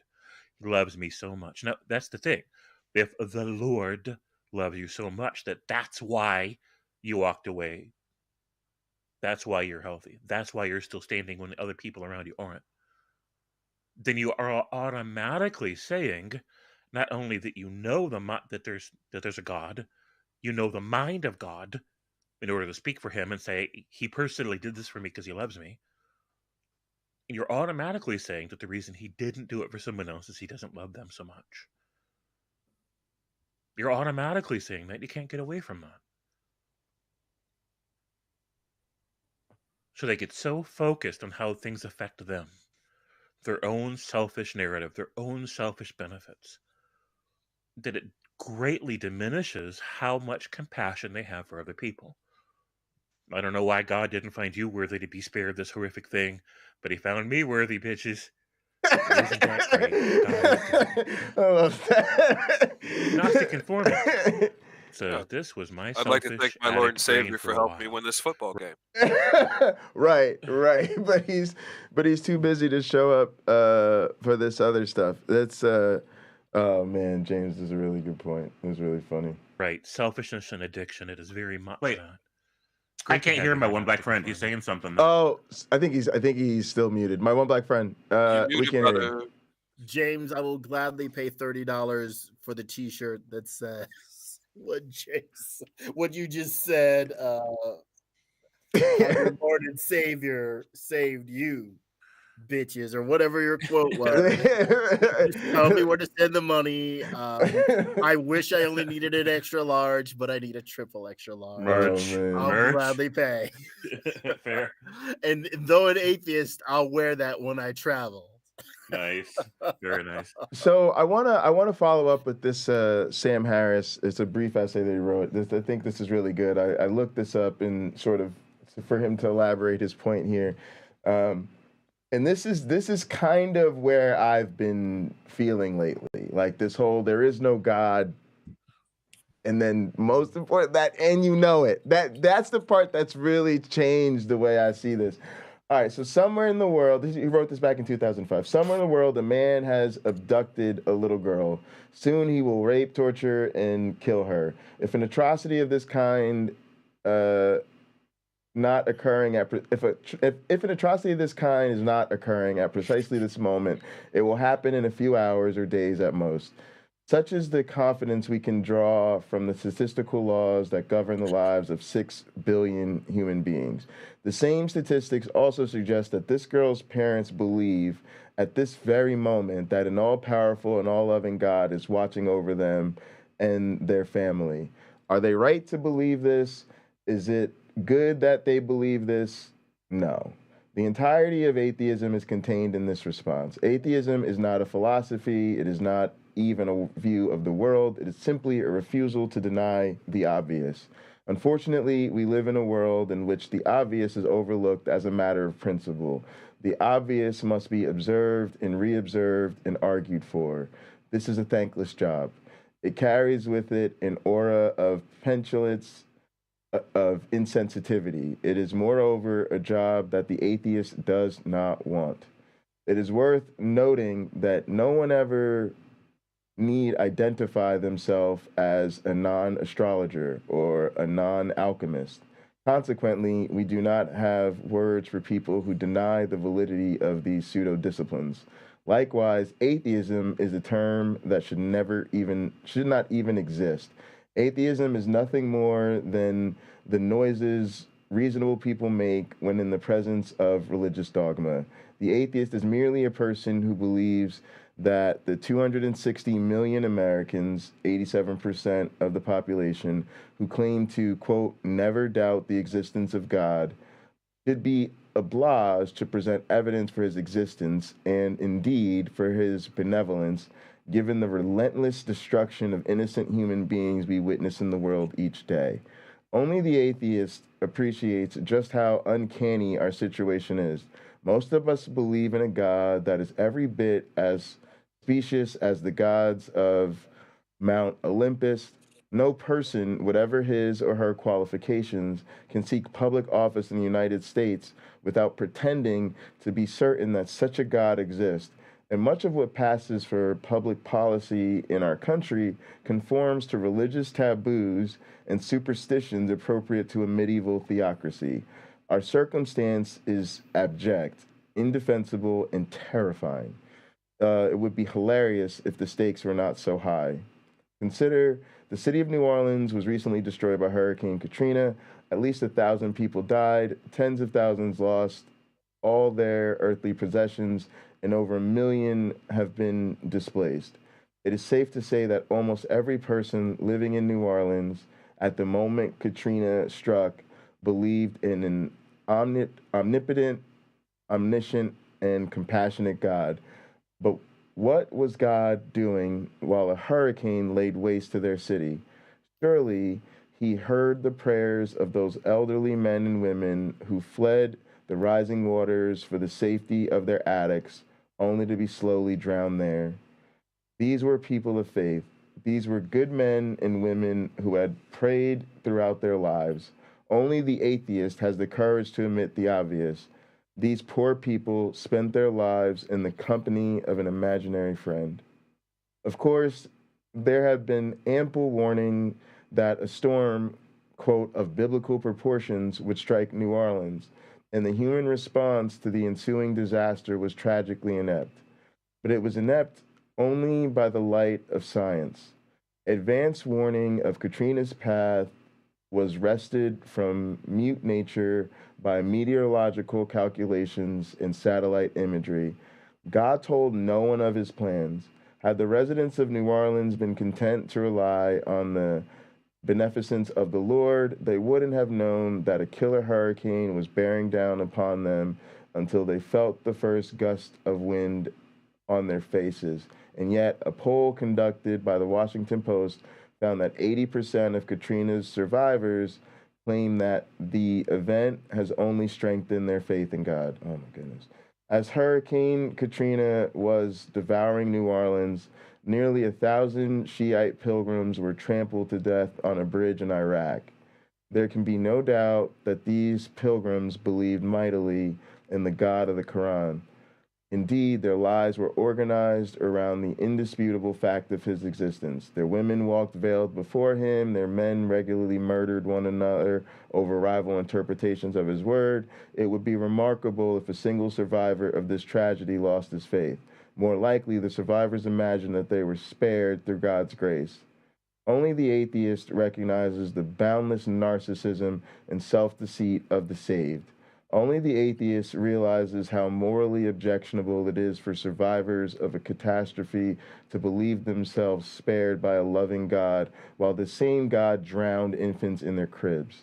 Because he refuses to cloak the reality of the world's suffering in a cloying fantasy of eternal life, the atheist feels in his bones just how precious life is, and indeed how unfortunate it is that millions of human beings suffer the most harrowing abridgments of their happiness for no good reason at all.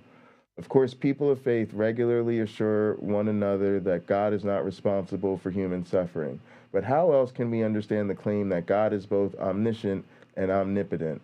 There is no other way And it is time for sane human beings to own up to this.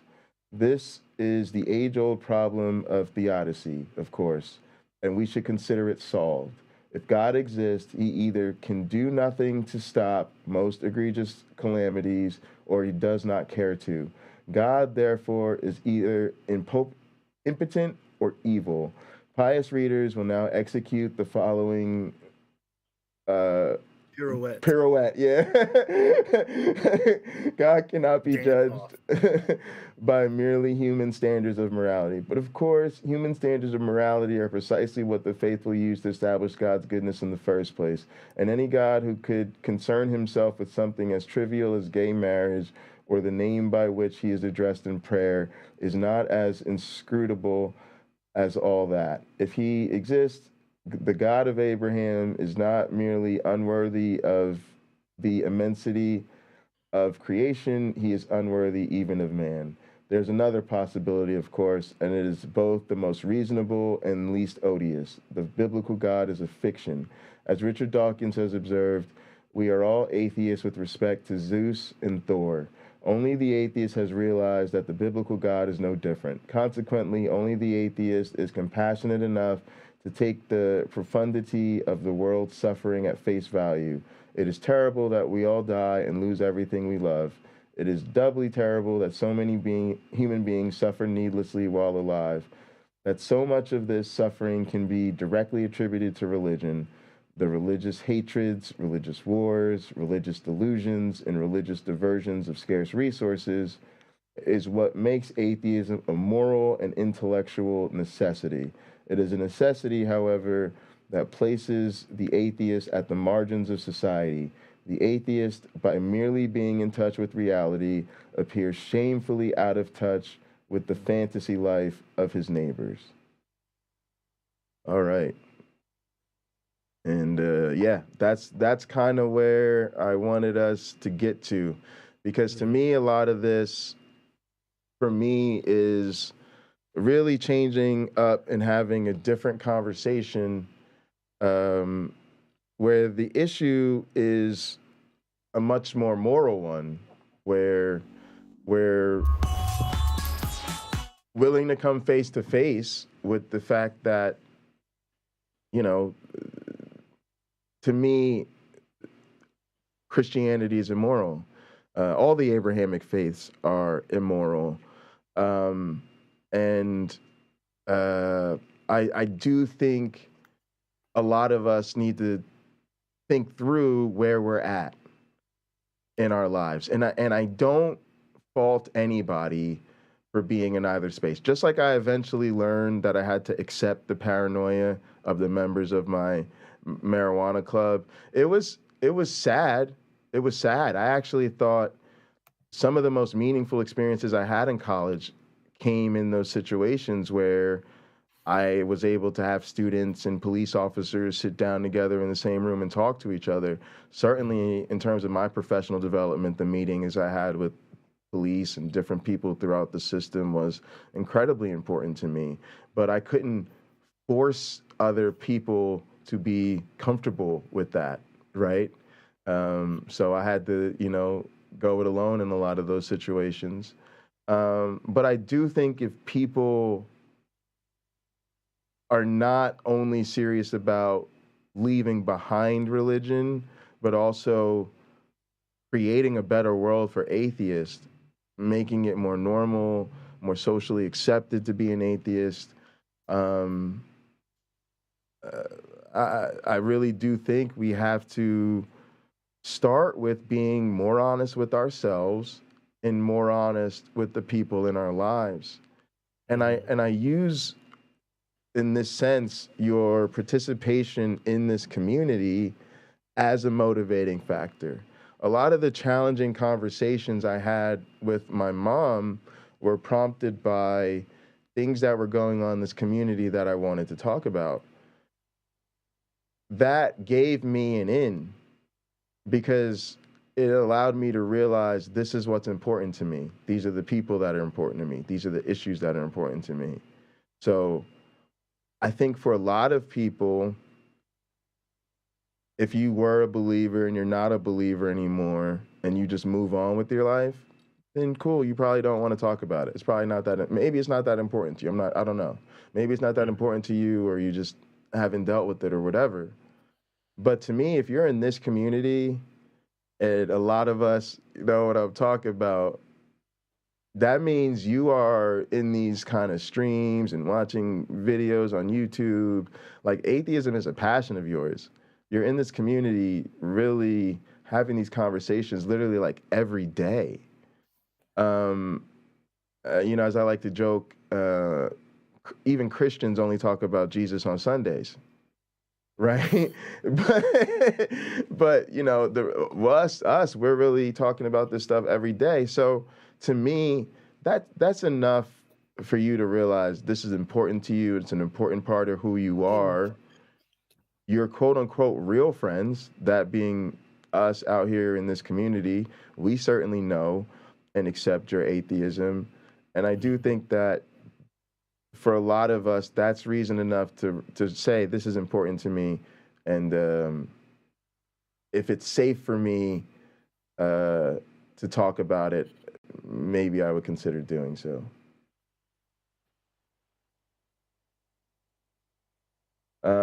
But yeah, I want to hear from you guys, and I know we're kind of gone long today, but we've had a lot of viewers. We've had like 30 people here at one point. Really appreciate you guys. All right. I go ahead, James. So, I mean, there's been so much with discussions like this. There's always so many rabbit holes you have to walk right past in order to stay on topic, right? And see, there's this urge, like let's branch off in this direction. We're like, no, because that takes us away from the core focus, So, do I have more to say? Oh, hell yeah! But do I want to pull us off topic? Nah. Right. So, I don't even know. Like, I got 100 things I want to say, and I just don't know that I want to go down those rabbit holes today. But when people are having, just to keep it on topic, when people are having important discussions with their friends and their family and things like that, I get why it's important. I do. But at the same time, I don't want responsibility for somebody saying, oh, well, James, made me feel like now's the time and I've got to be bold and courageous. Right. And then they go, but maybe they don't bring enough finesse or diplomacy or tact, or maybe maybe their timing was bad or something. Right. They didn't read the room first or whatever, and then it explodes in their face and they're like, I got to quit listening to James. I just got to quit listening to James. Like, I don't want the responsibility. So sure. This is, and I'm sure there already is a book like this, but I would love to write a book of my own about how I think the conversation is best had, like what method I would use. Yeah. Because there is a certain, I call it the James method. Like, there's a certain way that I go about having those discussions that are different than I think most people have them. Sure. But there's no guaranteed result from this.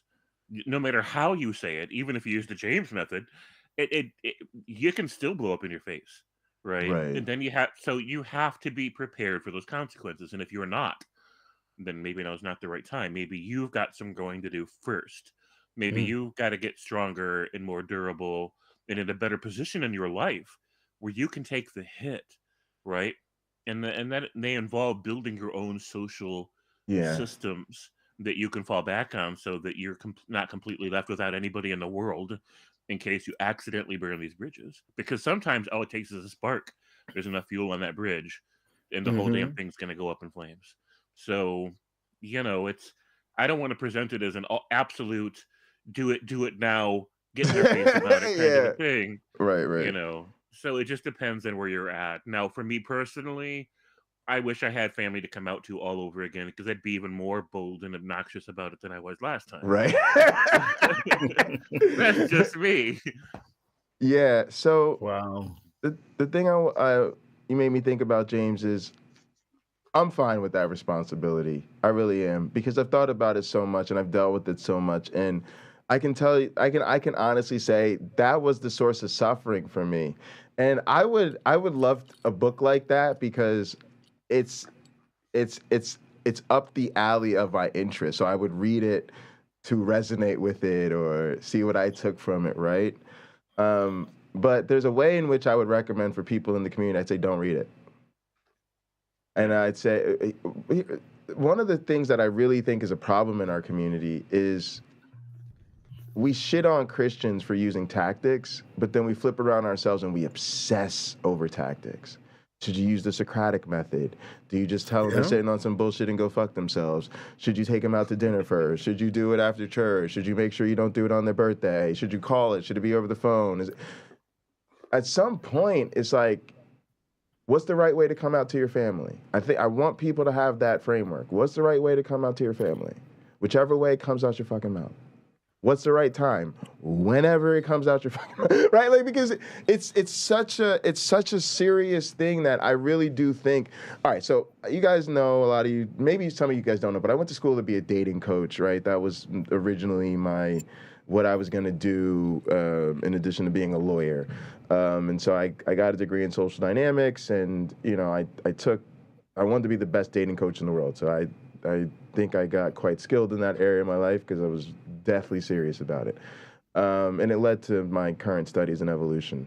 But there was a phenomenon that we talk about all the time, and I think it applies in this community, and it's called analysis paralysis, right? It's what happens because you've been reading too many books about how to meet women, and because you have been learning too many different strategies and tactics of what to say.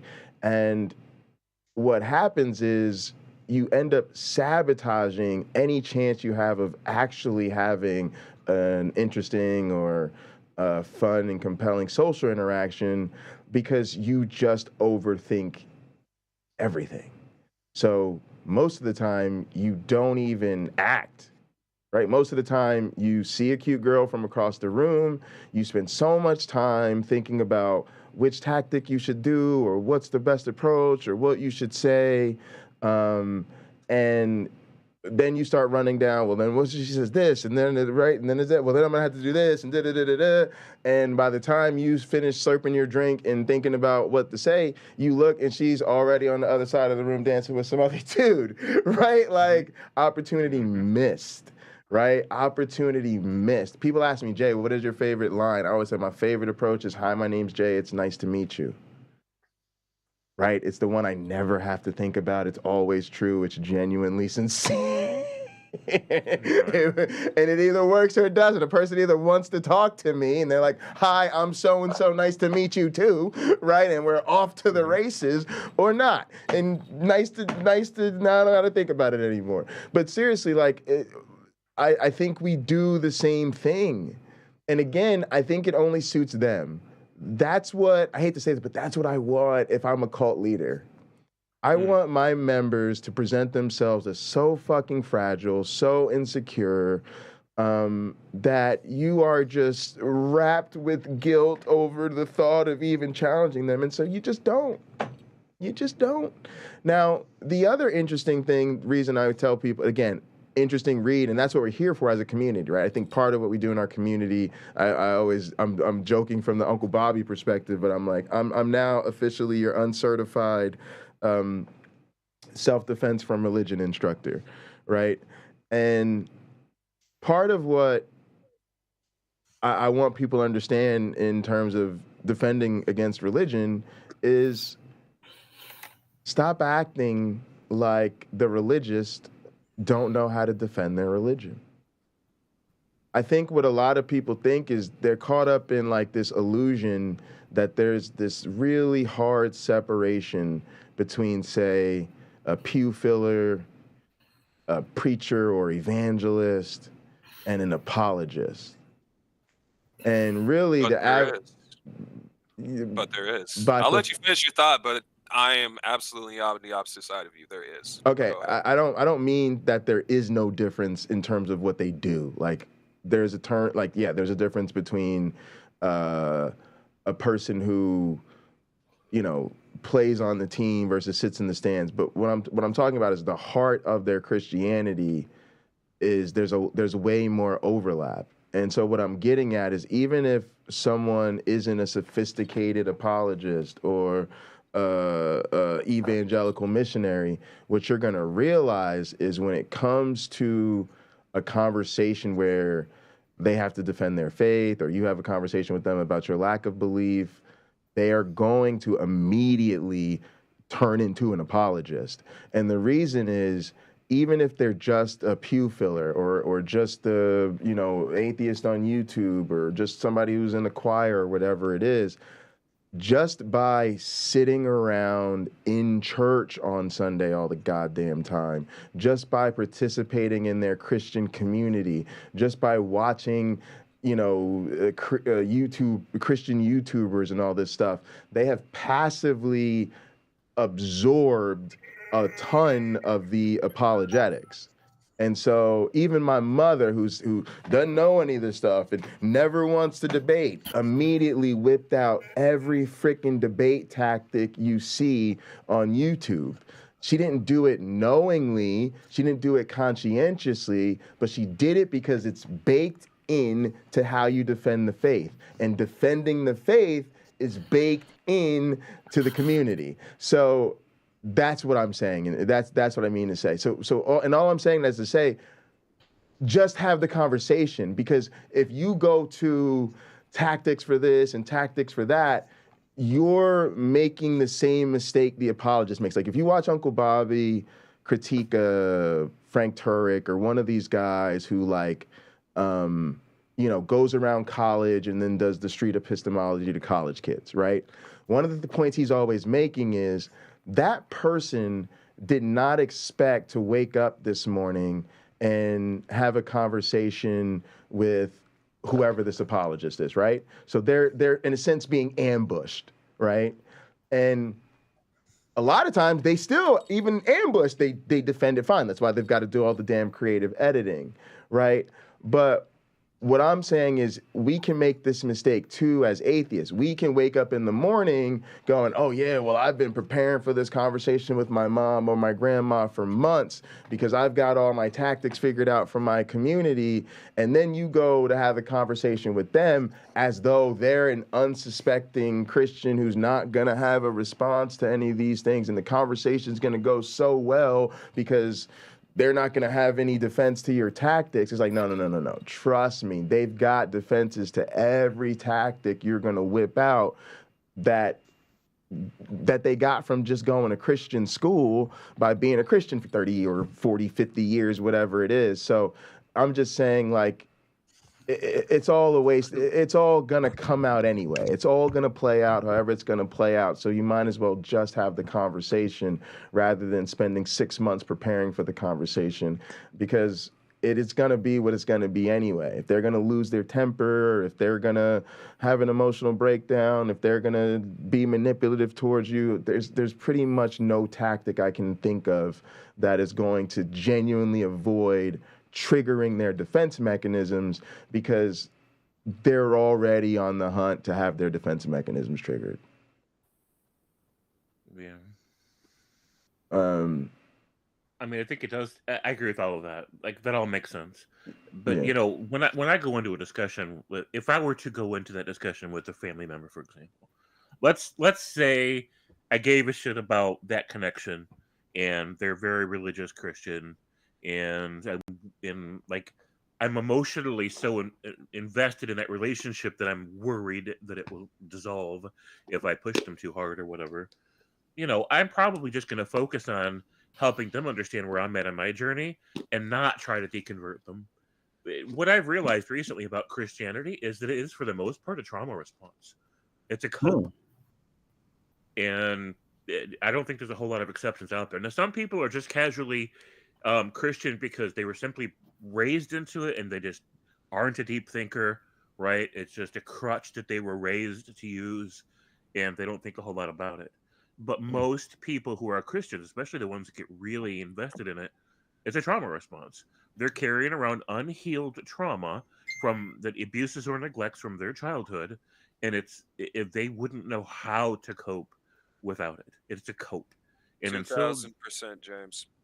Yeah, until that trauma gets healed, or until they learn a new way, a better way to cope with the trauma, they're going to defend that crutch with their life. They'll beat you half to death with it if you try to take it from them, right? Because they're not ready. They're afraid, and they don't know how to cope without it. And so if you try to take it from them, if you tell them that, you got to go put the crutch down, they're thinking, and they're correctly thinking, but if I put this crutch down, what do I have? I don't know how to walk without it. I'm afraid to walk without it. It's going to hurt if I even try. And they're probably right. Mm-hmm. I don't want to turn it this way. I'm only going to talk about it for a hot second. It's like the N-word. It's trauma. It's motherfucking trauma. And if I got pissed off at everyone who said the N-word all the time, I would never stop being angry. You know what I mean? But I also know that this social construct is not used in the same way as it was originally used. That's why I don't get mad at every single Christian that I come across, because they're not fundamentalists for the most part. They're they're trying to put their own humanity into their own faith on a certain level as well.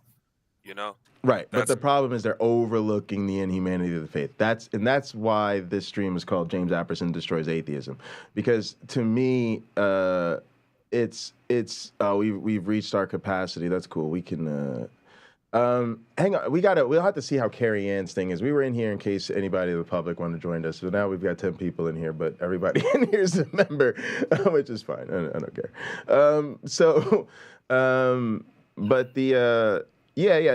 Because to me, that's the challenge for us. The real message here is it's the overlooking, right? And I think that a lot of times and this is just different atheists see it differently, but for me, we're shooting ourselves in the foot because we're allowing them to overlook the problems with their faith. And they're coming from a very selfish place. That's what James' stream was about. It was about helping us understand the selfish place that people are coming from. But my thing is all right. Here's how I see it. They're the victims of abuse. And even though they may want to stay with their psychopathic, abusive sky daddy, it's not ethical for me to tell them that it's okay to. And that's just where I'm at. And that's what I took from this that I think is a challenge to atheists. And I'm not saying that everybody's got to call their mother or call their grandmother but what I'm more hoping to get people to understand, because look, don't defend. It does sound like you're kind of saying that like 10%.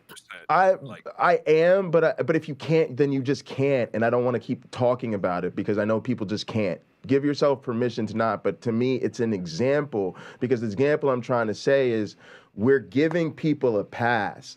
And a lot of times we're giving people a pass because we know them, because we're close to them, because we love them. And I want us to see the issue with that. Now, if you're not ready to do that, then fine, you're just not ready to do that. But that's, in fact, the problem, right? Because because Christianity, to me, has already figured out the soft sell. They've already figured out don't talk about hell publicly, right? We've been dealing with a lot of this shift. And James, I used to say this with you, right? I used to say that you and I would love to go through a church's lectionary, right? And say every Sunday it's going to say what the topic is and who's preaching it, right? And then we're just going to strike a red Sharpie through, just don't preach that one sermon against homosexuality. Yeah, just don't preach that one anti-evolution message, right? And what we were saying is it'd probably just be 3 to 5 sermons that we really had a problem with, right? Because everything else is just love Jesus, be a better neighbor, stop cheating on your spouse, whatever. So the conversation with them that I thought would be great was we could probably get most churches on board with that. Like, look, dude, if you think just getting rid of these 4 or 5 sermons is going to dramatic, I'm telling you, it's not. Trust it. Just try it for a year. Get rid of these 4 or 5 sermons, and I guarantee your church will be fine, right? And it would be, because people don't care. The Catholic Church did that. That's why they got the new Pope in. Right, because they just scratch those ones out. But here's something I've been thinking about since that with Lena, is that's kind of a bad idea for us. Because what it does is it allows them to ignore those issues, right? And then in many cases, probably assume a certain harmony. And now it's like we don't even have to talk about that, right? So, and what I realized, because Lena just had a church start near where they're at, and I was talking about like the church I was playing at and stuff, where if you went to these churches, even the church we covered recently that did that revival, that school, right? The something revival. What's the name of that school, right? They just did the revival recently, and we covered it actually on our channel. It's a big revival.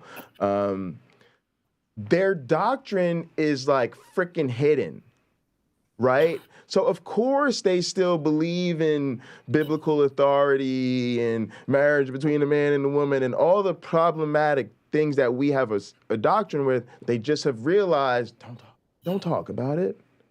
Don't talk about it. It's bad for PR. It's bad for PR. Like, why bring that stuff up? You don't even need to. So what I'm getting at is Christians have figured that out. And if we're going to let them use that as an out, then it's pretty much game over. Because they've already figured out, just take your humanism and wrap it in Christianity and call it good to go. And if the rest of us are going to go, oh yeah, well, if you're going to do that, then you're good to go, then we're not coming at Christianity, because those people are still enabling the fundamentalist interpretation. They're still going to these churches that probably are a lot more fundamentalist than you'd like to think, especially knowing, like, go sit up in there on a Sunday. I'm sure you're going to hear some problematic stuff. That's still what they're supporting. That's still what they're funding. Those are still the messages that they're elevating. They're still voting for candidates like that, even on the left. So it's like, you don't have to go after the people that are you know and love, because knowing and loving them to me is enough reason not to right there. Like, not everybody's going to be wired like me. I'm bipolar and totally unfiltered, right? But what I want us to be able to do is see how this is influencing those relationships. That way, especially when you can have the conversation, you are more willing to have the conversation, especially because I think, and this is again where I'm going to be out of line with a lot of people in our atheist community, but fuck it, this is the show for going there. I think we're being selfish. What I hear a lot of times, what people are saying is, somebody, so-and-so's Christianity doesn't bother me enough. And that bothers me, because I was the Christian who was nice, who was smart, who was involved in science, who wasn't a vocal LGBTQ plus ally, a vocal ally, public speaking ally, right? So people would have said, Jay is not a problem. So therefore, when Jay comes up to you and says, oh, hey, brother, how you doing? Oh, da-da-da-da-da, Christian this, Christian that, leave it alone. Why? Right? And it's why I feel like, because I was on Neil, the 604 Atheist channel yesterday, doing the deconversion story, right? And part of the difficulty of me telling my deconversion story is it took so damn long.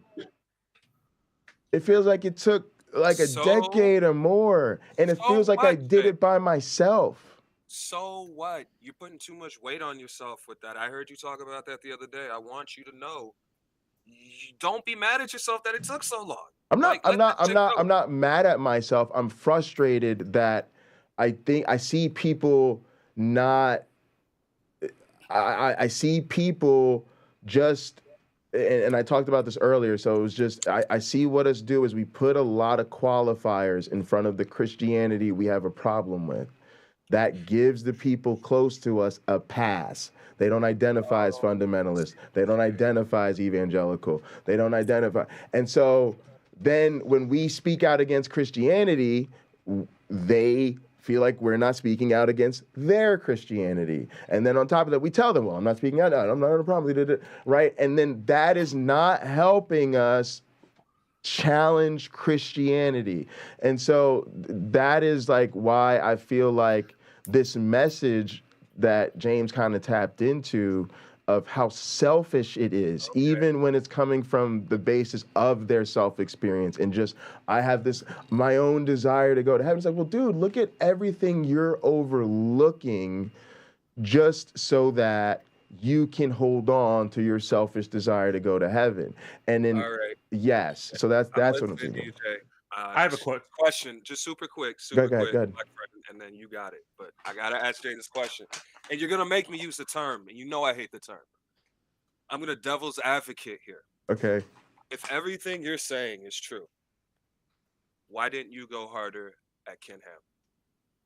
You mean Ken Hovind? Hovind, yeah, Ken Hovind. They're both the same to me. Why didn't you go harder at Ken Hovind? That's a good question. I don't think that was. Faith wasn't the topic that day, right? It was evolution debate. And for me, it was faith. Come on, you were talking to Ken Hovind. It was faith.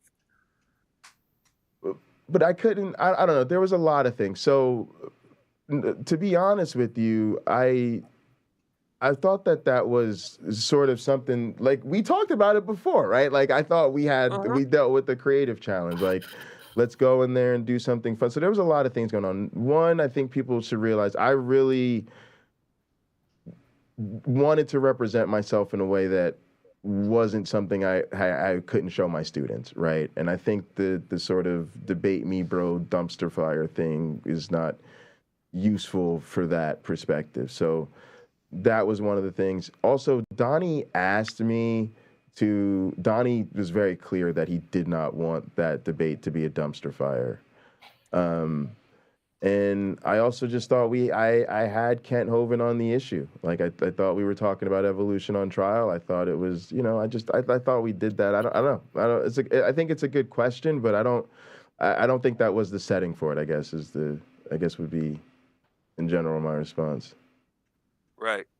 So now we should all go at our family members harder than you went at Ken. I don't agree with this. I'm just throwing the devil's advocate out there. So these are good questions. So if you're having I don't think that, again, and maybe this is just a bit of inside baseball, but I've watched a few of Kent Hovind's debates. To be honest, I had the debate with Kent Hovind to call him out. So there was a sense in which there was a lot of antagonism, and I thought I was incredibly antagonistic towards him in my own space, right? And even if you are going to have conversations with somebody, like, to me, it's okay to do some rapport building first, right? So I think of, like, the Darrell Davis example. Like, why are you sitting down with a Klan member? If you're buddy-buddy with a Klan member just to be buddy-buddy with a Klan's member, then I think that's pretty fucked up. Mm-hmm. But if you're befriending a Klan's member as part of an effort to build rapport so you can, eventually deal with this issue with them, then I think that's a different story. And so, if ever there were gonna be an opportunity for me to continue interacting with Ken and have interactions with him down the road, I would absolutely plan to have very challenging conversation with Ken, and I always have, but I don't think they would take place on air, right? The same way the challenging conversations I don't think with your family members should take place on air. Sure. But also I know that whole Donnie thing and Kent Hovind, like, there's a way in which those conversations are not about faith. They can't be like, you shouldn't even bring it up, don't talk about the Bible. Now, maybe that's something I could have brought up at the beginning so people would have known that.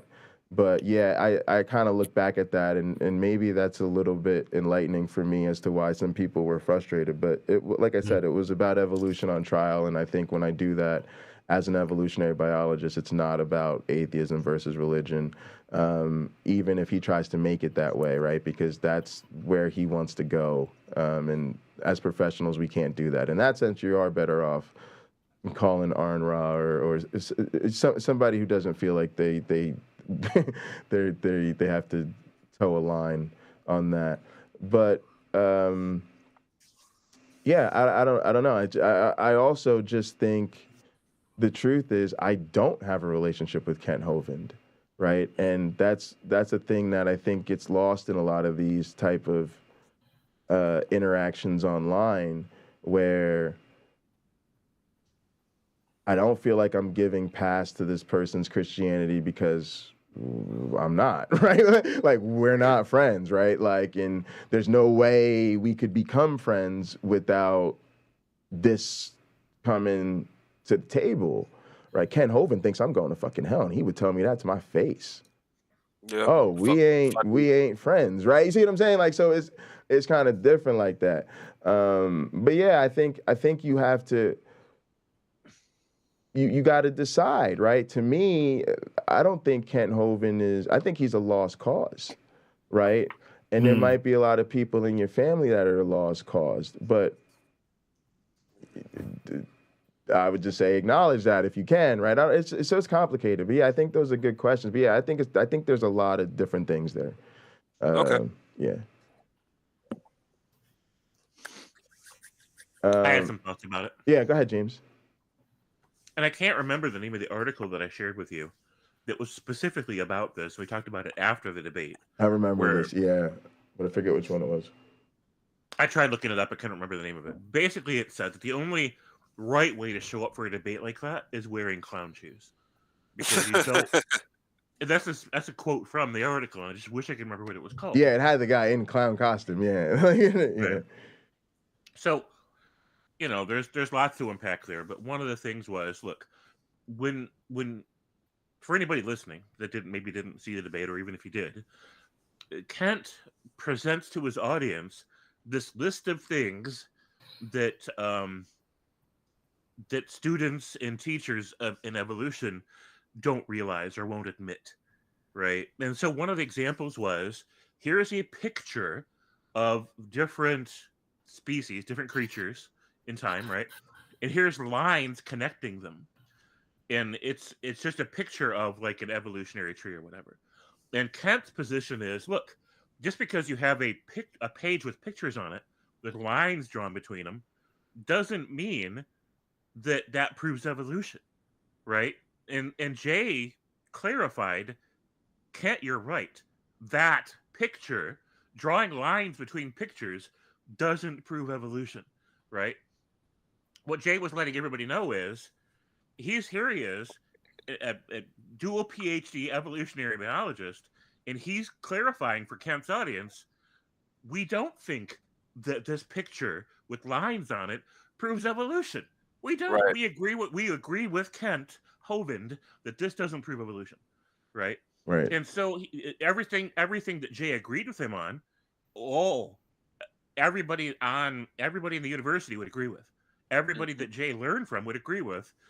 And it's important to let Kent's audience know, but in a disarming sort of way, that where Kent thinks the line is drawn isn't where the line is drawn. Right. No pun intended. And I did also ask the question, how do they draw the lines? Right. Go ahead, James. Go ahead. Sorry. So, yeah, I appreciate it. I thought it was a good approach. But yeah, I understand a lot of people wanted Jay to come in there, swing in, and be brutal and get into a heated debate. But it accomplishes nothing when we do that. That's the irony of it. That all we do is it further polarizes the audience. And it was successful in a way, and you could tell by Kent's audience's responses, because they were upset. They weren't happy. They were pissed. They were. Because yeah, they didn't get the polemic that they were after that reinforces their narrative, and that was the more important thing to them, and that's what Jay didn't give them. And so in that kind of a way, for the setting, it was brilliant, I thought. Yeah, they thought we did a tremendous job manipulating Kent, which was ironic. Yeah, I also wish people would rewatch that debate, because I think it's worth it, and I think Maybe we'll revisit it. I think there's a lot of moments people kind of just missed. But yeah, maybe it would be worth revisiting. Maybe it's been long enough. But no, I do want to kind of keep us on topic. So I've got to I know you excuse probably got myself. to I gotta you go. have to Yeah, jump. I gotta Yeah. go. Thanks so much, my one black friend. We'll see you next Thank you week. all. Yeah, it's been great. Good to see you again. Thanks for joining us, everyone. Yeah, thank you so much. We'll see you later. All right, so James, tell us, when you made the stream, did you have atheist in mind, or were you just more focused on the sort of talking about the sort of selfishness of the? Oh yeah, clearly when I got to that point, right? Like I said, stop pretending that these people are too slow in the head to understand or too emotionally fragile to hear about it. Stop doing that. Right? That wasn't addressed to Christians, that was addressed to atheists. Okay. Yeah. Got you.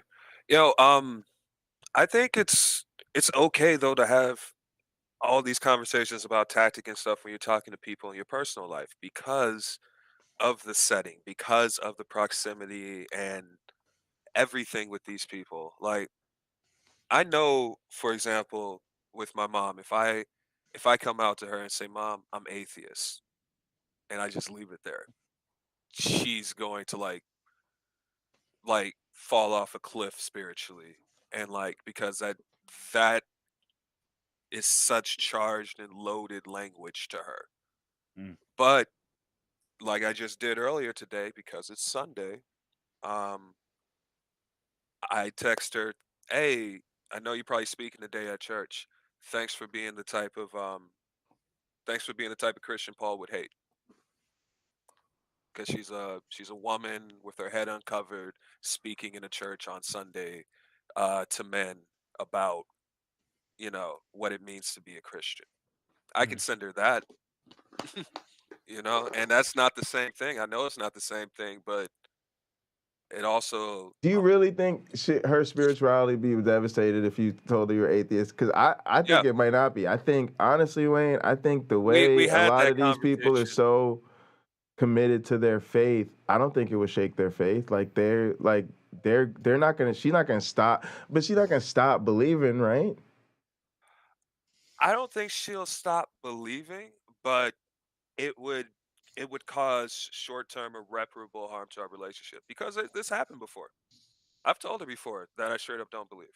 So I don't want her to go through that again because I know how she's going to react. It's like it's a mental health thing. I'm not calling somebody who believes in Christianity inherently crazy, but it is like a mental health thing. If a person has a belief structure or a certain like crutch that like keeps them going, like you don't remove that crutch even if that crutch is delusional, even if that crutch is like crazy as hell. You don't just outright say, "Oh, you're just believing in bullshit." Like that's not how you treat someone if you want them to get better, you know. I don't know. I think you've got to start. You've got to start. You Has to can't. be They started. can't.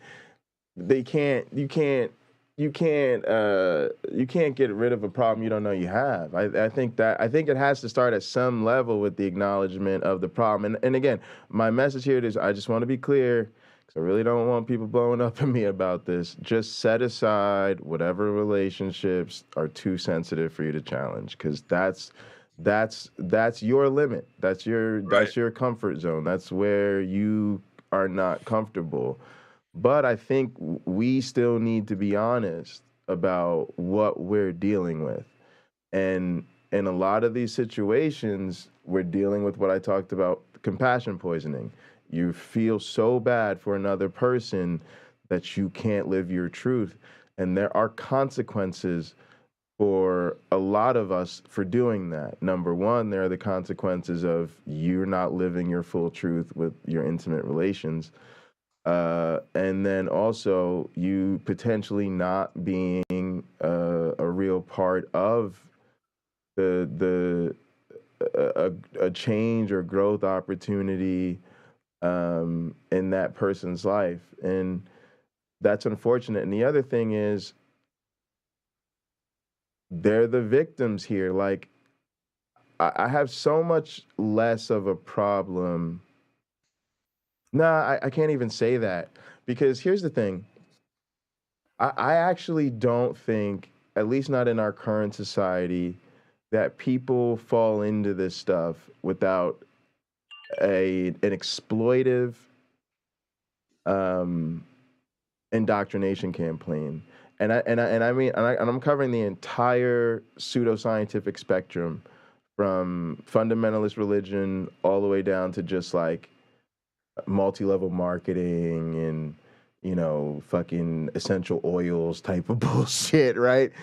I cannot think of an example that is not like, that doesn't seriously require fucking with a person's mind in some way. That's, man, I wish I had. I'm gonna maybe be able to share some of these the videos of some of these talks from that science conference we went to. Oh, sorry, the Atheism conference we went to. But there was a great talk about this. And so, with that being said, I feel totally different than if a person had a security blanket of their own design. Like if a person literally had an imaginary friend that they couldn't let go of, like I'd feel totally different about that, because like Why? I had an imaginary friend as a kid, and like a lot of people, no, I'm not talking about my personal experience, hear me out. I'm talking about the fact that there are certain phenomena that are like that they literally, a person can come up with them on their own. Like it's not a result of external manipulation. Now you can pair Pause, that. pause, pause, because you're getting mad at people for the mechanism that they're using to get past trauma. You can't get mad at people for whatever they cling to. I'm not If mad at them people, for the mechanism they but use but if past trauma. I'm just willing to but tell if them to they're suck. clinging to Jesus instead of talking to an imaginary friend, why is that worse? Because I'm not saying it, I don't think it's better or worse. I'm just saying it's different in the sense that in one case, potentially, and I don't even know that this is true. And again, I wouldn't tell somebody that their imaginary friends get to go. But what I'm saying is I could see it being different because it's not socially enforced or reinforced. If a person just, I don't know, like they come up with some fantasy on their own, right? I And it's a I hear fantasy of their own creation, and then they decide that that's their coping mechanism. Now, I'm not okay with that because they're not learning how to fucking cope, and their imaginary friend doesn't exist. But what I am saying is they're not a victim of being of indoctrination by other people in the same way. And so what I'm saying in the case of, let's say my mother, let's take my mom for an example. My mom, to me, deserves to know that God isn't true, because she deserves the opportunity to learn how to cope on her own. Now, absolutely. I agree with that, I but can't make her take that opportunity, but it's different because she is a victim of the indoctrination, mostly of her own parents. right. And so that's all I'm saying is there's a different situation, because this is like Uncle Bobby. When Uncle Bobby and I had to talk about battered spouse syndrome and how religious indoctrination essentially manifests the same symptoms, right? That was one of the things he was super strong about, is like, you cannot enable the abuser. Meaning, when they come to you and you know that your friend, let's say your friend is in an abusive relationship, and you know that partner physically is abusive to this person, you cannot sit there and celebrate when she says to you, oh, he's a great provider and he's a wonderful coach for the soccer team and he's really a great lover and I don't know where I'd be without him. Like, she may feel that way. And you can allow them to feel that way, but you cannot participate in that yourself, because what you're doing is you're enabling the oppressor. And so what we're just not, and I get that this is not comfortable for us, but that's part of what I'm trying to do with my channel, is get people to see atheism as a social group that really does need to fight to no longer be treated as second-class citizens in our own lives. And I do believe it requires a a sort of mass, coming out, and that this is some of the challenges of reckoning with that. But I don't think it's going to be easy, certainly. Well, yeah, it's not going to be easy at all. I just don't want you to. It's not.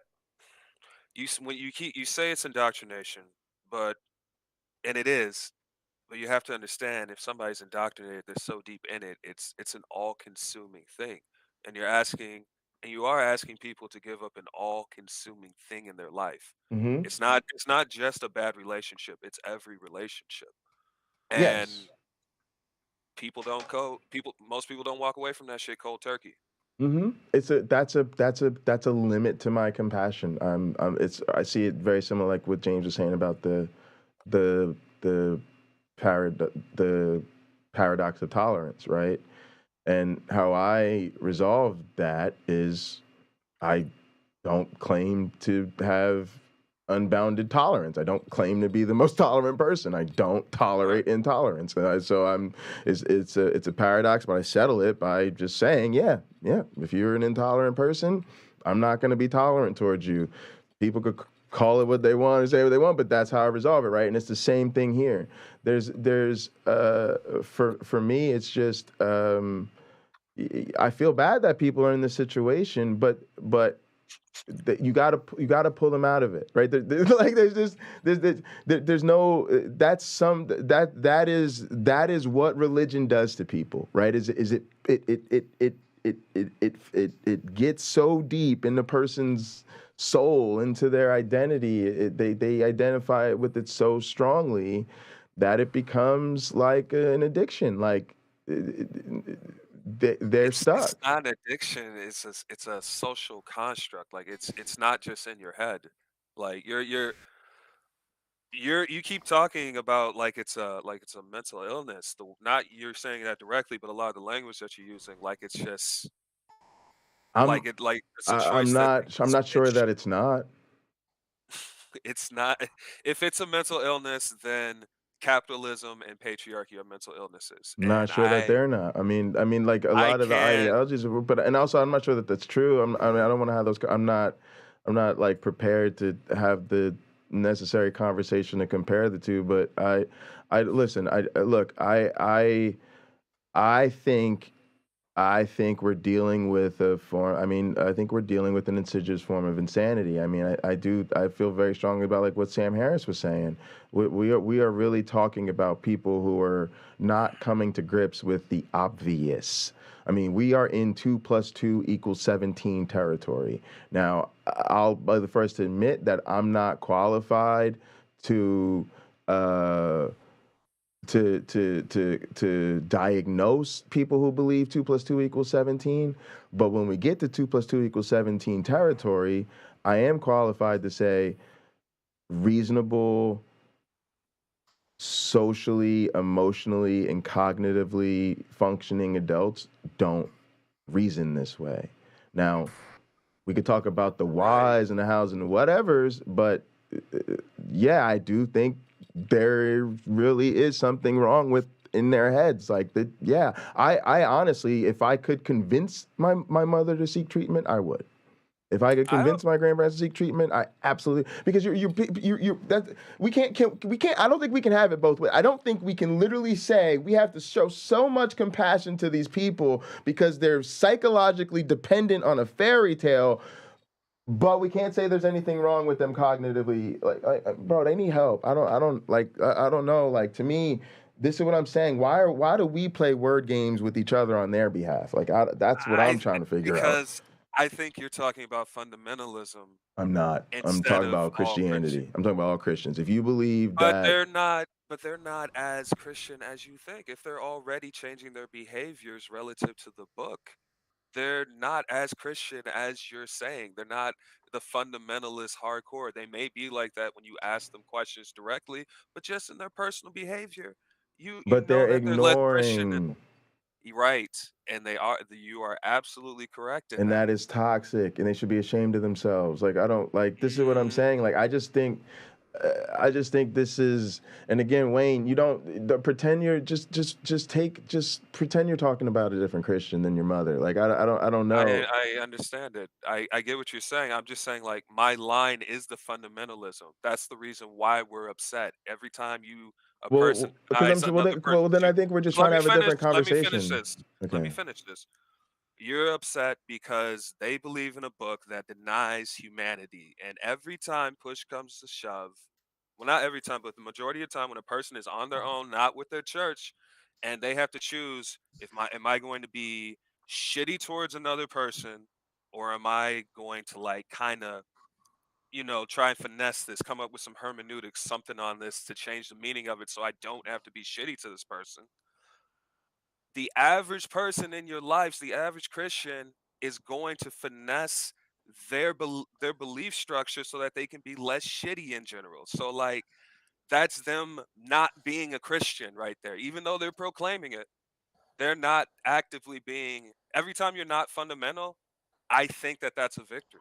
All right. That's in our direction. That's more humanity. But that's not the conversation. But I'm deliberately and intentionally very much this entire stream specifically trying to have a conversation about all Christianity that is not that, because that's the problem. I'm tired of putting all the qualifiers in front of Christianity.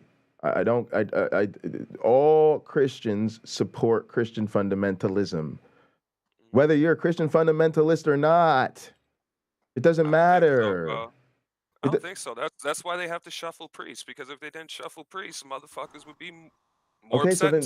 so then stop being Christians if you're not being Christians. Like, that's the problem. We're allowing the soft sell to pass as progressive. If they're smart enough to realize I should not be shitty to this homosexual, then they should. Then it okay. Then you seem to be functioning enough to have an honest conversation about your faith. And if they can't, then yeah, I personally think there's something wrong with them. I really do. I think for you to be grown ass people and you can't handle being told you're wrong about a particular thing that you're saying is the most important thing in your life. You should want to know if you're wrong about it. You should want someone to tell you it's not true. Yo, Jay, though, how many people know that the sky is blue, but they have no fucking understanding as to why the sky is blue? Okay, but the sky is blue, right? Right, but I'm saying with Christianity, it's as pervasive as that. I'm not saying that Christianity is true. I'm just saying, like, it is so true to them that the book is true that it's the equivalent of the sky being blue. So what do we do about it? You continue to have those conversations, but coming in to the average Christian that has no social power over any sort of Christianity in their life outside of their own house, that conversation of, like, fuck your God is not going to be as fruitful as it would be with somebody who's a preacher. You get what I'm saying? That's why I hold people in the pews to a different standard than someone who's up there speaking. But earlier it sounded like you were saying people in the pews are going to be the ones who most can't let go of it. No, not at all, because they're the ones that aren't as fiscally invested. Like, that's the line. Oh, sorry, no, I meant people in the pulpit. Sorry. Oh, okay, I get you. Because our families are pulpit families, so this would argue that we should be harder against our families. It's part of why I'm hard against my family. You should be harder against your family because y'all have a hand. But your mom's in the pulpit. She doesn't have it. You're right, but she's a woman on her own. She's not in the structure like that. It's not like a family church thing. It's not. She doesn't count money. My mom literally she doesn't make money from this. That's the line. Rebecca doesn't make money from this. Yeah, and I honestly, I'm like, why does he go like so goddamn hard at Rebecca? Like, you go infinitely harder at Rebecca than you do at standing for truth, which is weird to me. But that's my personal preference. I try not to hold it against you. Rebecca's been personally disrespectful to me and is popular in our community. Donnie is someone Nice to your nobody in face. our community watches and is nice. Like, yeah, but what has Donnie ever done to me? He edits videos for Kent Hovind on shit that's literally illegal to teach. He's the Oh, worst. yeah, but he knows I think that. That's worse. That's worse than what Rebecca does, and his reach is way further. You see, I don't want to get into it right now. All right. Sorry. I feel like you just don't want to. Like, yeah, I don't know why. I don't know. Like, I don't feel like you're not. You're trying to take this somewhere else. I really want to talk about, because I think I stand by what I'm saying, dude. The problem is, I don't know why atheists are working so hard to defend the Christians in their life, and I feel like, I don't know. I feel like now I'm getting more people showing up here to defend fucking Christianity, and it's like. No, we're defending like the people that have to exist in the empire. I'm not existing empire. I'm existing the humans that have to exist in the empire, bro. I can't be mad at every single fucking Christian in the world. I'm not especially saying be mad at them. I'm saying be honest are, with though. them. I'm mad at them, and why shouldn't we be? You see, you just did a double talk right there.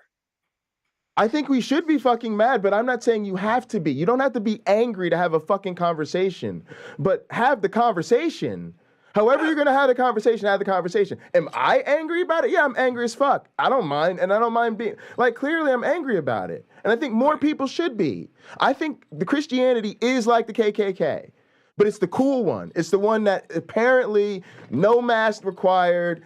And again, I think we have a community full of people who are supposed to be passionate about atheism, but don't really want to do anything other than talk about it on YouTube. And I don't understand, like again, I'm saying shit that if Seth Andrews or fucking or Aaron Ra or Matt Dillahunty said, everybody be like this. They say this shit all the time. Start local. We say this with every issue. I'm literally just advocating for atheists to come out of the closet. And all people seem to be doing, instead of supporting each other and coming out of the closet, is making excuses to stay in it. And yeah, I don't get that. And it creeps me the fuck out. Dog, I'm sorry, but like, you're not in a healthy relationship with the people in your family if you telling them you don't believe in the God they don't have any evidence for is so devastating to them and makes your relationship fall apart. And yes, that applies to I said this earlier, it applies to my own family, my own grandparents, and I'm actually at the point with them where I'm like, too fucking bad, because I just can't take it anymore. It was just too exhausting. Like, it is crippling exhausting to have to say, oh, wait, let me just put my entire life on hold. Let me just pretend to be an entirely different person so I make sure I don't upset my mother. Okay, cool. I really don't want to talk to people boring as shit. Yeah, you shouldn't do that. Well, you really shouldn't do that. But it's the bigger picture. There's a lot of us who are doing this, Wayne. I'm not doing it, but the issue is a lot of us are not there. Like, and I understand that. And everybody go ahead. has reasons. Stephanie, can you come up to the, we need you to come up to the stage or the spotlight towel by the podium. Oh, there you go. Now we can hear you. Been a fascinating conversation. Yes, thanks. Yeah, I just, you mentioned Matt, and I'm sure he's said many times his approach to his family is quite different than his approach on The Line or AXP or anywhere like that. His approach with his family is, we don't talk about it. They know where I stand, they know my beliefs, but we don't talk about it because it's not conducive to, it's not conducive to playing cards. Sure, but that's kind of what I'm saying is you have to go through to get through. A lot of us are not that place. If that's the place you're at, then that's fine, right? But to me, you've got to to me, people are they're having the we don't talk about it, but they know where I stand part isn't clear. And that's kind of what I think is more of an issue, right? Like, and the other thing is for me, and this is my own, I think that, I don't know, maybe I just think it's human nature to take advantage of people. But I think you only have equitable relationships when you demand it. And I think a lot of family dynamics are very unhealthy. And I do think the sort of Christian social paradigm is incredibly unhealthy. And so I do feel like there was just a certain toxicity in all my relationships with Christians that I needed to get rid of. And part of it was they don't take me seriously. I don't understand how I grew up in a household where my family having faith meant I had to participate in faith, where people making all these claims about God and all this stuff meant I had to take that seriously. And I did. I spent many years as a Christian. But again, when I come out, I don't think any of this is true. They're not, that requires them to do nothing. When I come out beyond that, I think this is a hate group. I think you guys are bigoted. I think Christianity, I think this is a bad group to be a part of. Doesn't obligate them to anything. I think this group discriminates. It discriminates against people like you. We could have that conversation, but it sure as hell discriminates against people like me. It obligates them to nothing. I'm sorry, you're not a good person. I don't want you in my life. What? Sorry, that's just me being too honest. It's just me being too honest. Sorry, you're not a good person. I don't want you in my life. Sorry, right? Talk about unequally yoked. What kind of fucking parent are you, right? Like, my mother disgusts me. What kind of parent are you that literally just ignore, like, and okay, fine. They're God addicted. But Jesus ruined my family. Period. And she's simping for the white man's religion. 100%. 100%. It's just, and that's what I feel like. You just don't. They just don't care enough, and it bothers me. It's terrifying. Or I get a Facebook message from my nephew saying, hey, couple of weeks, we're going to be having a celebration of my 30th year in active ministry. Can you come? Becky will be there.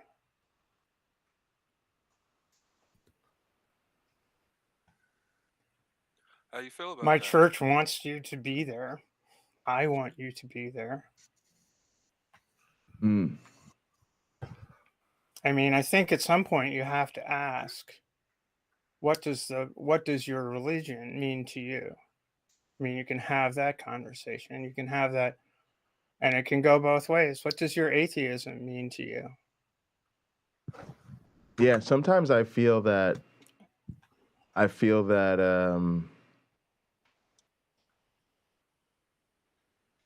progress will require people to feel as strongly about their atheism as other people feel about their religion. That is one of the more honest things I said to my mother.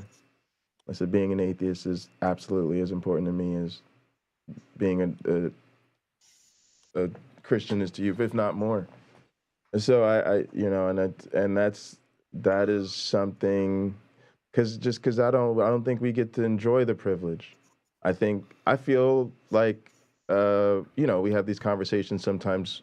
I don't know if you caught earlier, but we were reading from Sam Harris, and he was kind of saying that how atheists didn't sign up for this. We didn't ask for this. We don't want this. We didn't volunteer to be the voice of reason in the room. But that's what I feel like I'm fighting for, and yeah, it's an important cause for me. fairly passionate about freedom from religion. You know, it's like one shouldn't be obligated to have any particular religious belief, whether it's an actual religious belief or no religious belief whatsoever. What difference does it make? Yeah. And I just think that's where it winds up. If your beliefs lead you to do things in society, that's what matters. It's where the rubber meets the road that matters. I agree, but how we define action sometimes isn't the same. Like there's a spectrum of what counts as action. So, words are action. A lot of people speak as if words are a separate thing from actions. They say words and actions. And I'm like, no, words are actions. And I quit making that distinction. Mm-hmm. So, if they promote the label of Christianity, for example, then they're promoting everything that's in Bibles and everything that's in Christianity. They are automatically. Well, that's an assumption on your part. It's not everybody promote you.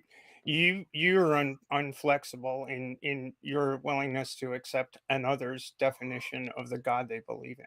Oh, no, that's not how I mean it. What I mean is that even if they themselves, if you ask them point blank and they honestly tell you, no, I'm not endorsing everything that's in the Bible, I'm not endorsing all versions of Christianity, and I'll accept that. Like that, I expected that to be the answer, the true, real answer, but accidentally, incidentally, and unavoidably, they're endorsing the Bible and the whole of Christianity by doing PR work for the label.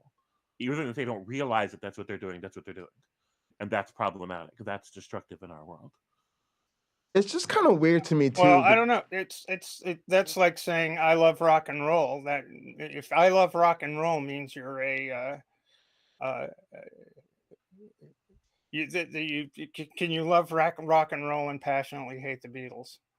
I mean, I'm old, so I don't just. Yeah, I don't think I'm being correctly understood here. Jay, can you?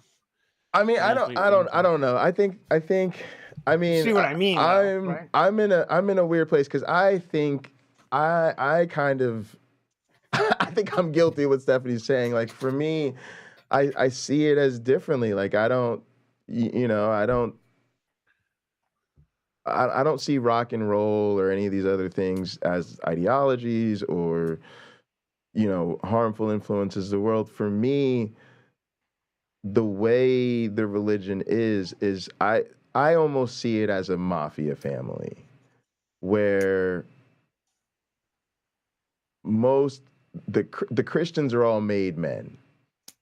And at the end of the day, they don't really like the racketeering scams and they don't, they're uncomfortable with the body count this year and you don't like the fact that every once in a while somebody gets their legs broken in the back alley.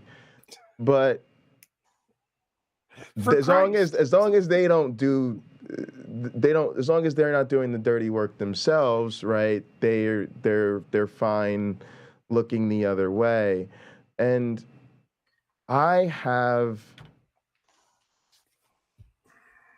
for me, like I don't know of more insidious. I have a hard time thinking of something I think is more insidious than religion. And I think for me, I'm just trying to change the social dynamics around it. And I think we could do so much as atheists to just stop esteeming people with regard to their faith.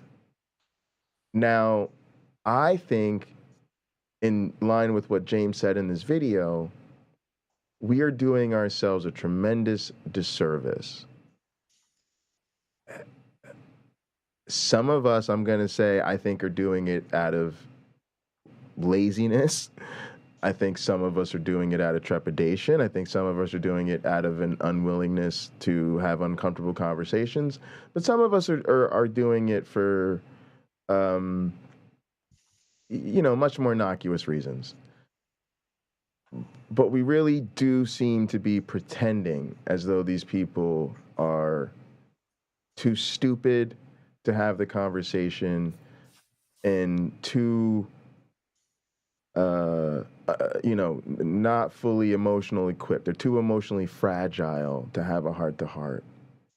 I think the conversation is definitely one worth having, and to the extent that you're shy of having the conversation, then yeah, I think that is an expression of timidity. I mean, why not have that conversation?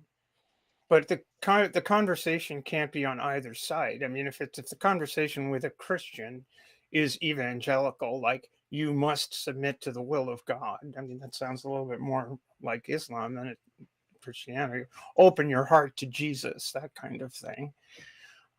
If that's the be all and end all, then the conversation is not going to go well, I don't think.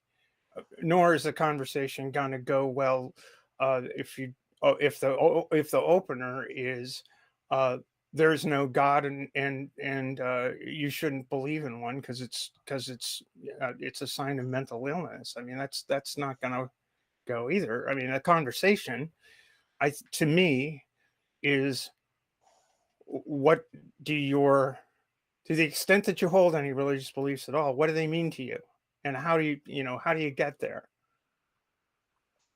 And then you get into the minutia of where the beliefs come from. Is it revealed? Is it personal experience? Is it the text of the Bible? Is it this or that or the other thing? And more importantly, what do you do with them? I mean, the church is gonna do its thing. The church is going to maintain its brand no matter what.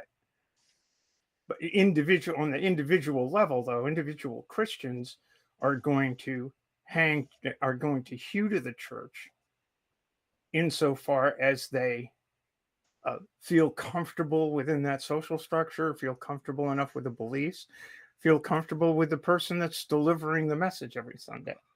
And what message is that person delivering? That's another question, because it's not always the same. Not everybody gets up in the pulpit and thumps Bibles. Right. Sure. Wishy-washy Christians make some of the best neighbors, man, because they're willing to work with reality and you and your humanity where you're at. Well, that's the point. That's where we disagree. We disagree strongly about that. Well, listen, mate. The bishop of the New England Southern New England Methodist Conference is married to a trans dude. So am I gonna? Where am I gonna pick my battle? No, that's what I'm saying. That's the battle to pick. I've been clear about this. A lot of people just want to build atheist community. I get it. A lot of other people just want to create a safer point for religion. I want to end religion, and that requires a different conversation. It requires the heart-to-heart. And I have to be honest, I hate to sound like a parent, but even with my mom, it was this is going to hurt me more than it hurts you type of moment. I don't think she's there yet, but I expressed to her, I hope one day you will look back at this and you will realize how incredibly difficult and brave it is for someone to speak out against the religion of their family. But I do think that if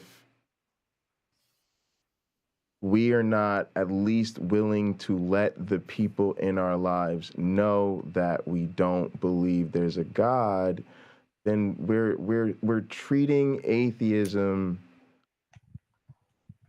like a different part of our identity. We're treating atheism like a T-shirt that we can take off because we're in a room full of people who don't like metal T-shirts, and I don't like treating it that way.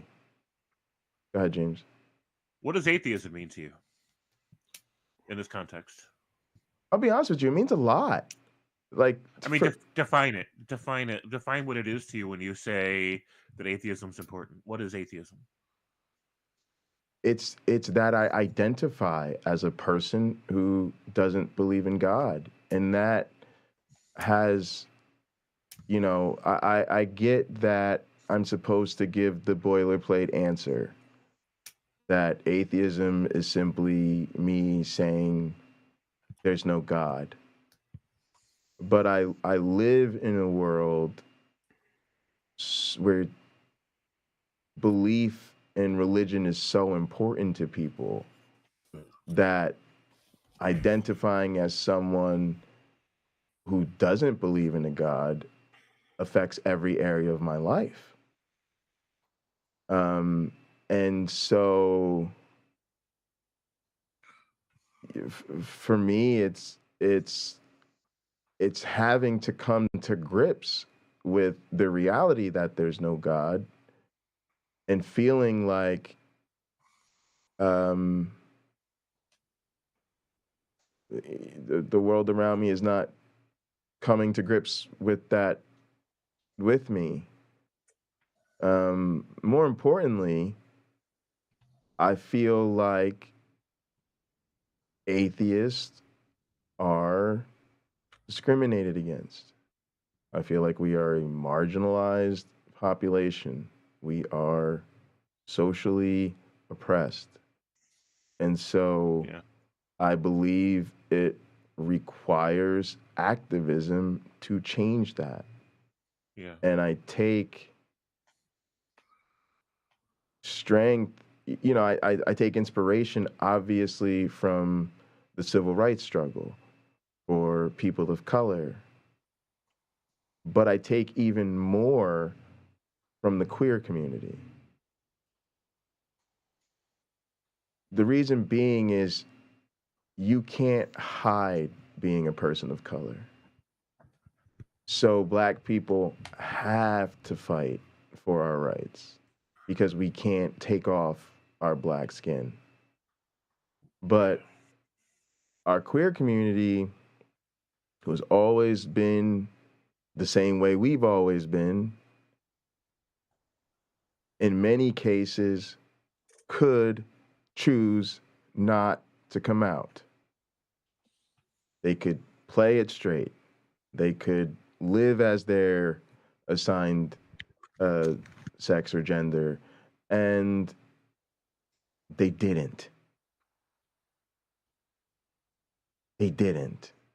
And to me, this is the consequence of being an ally.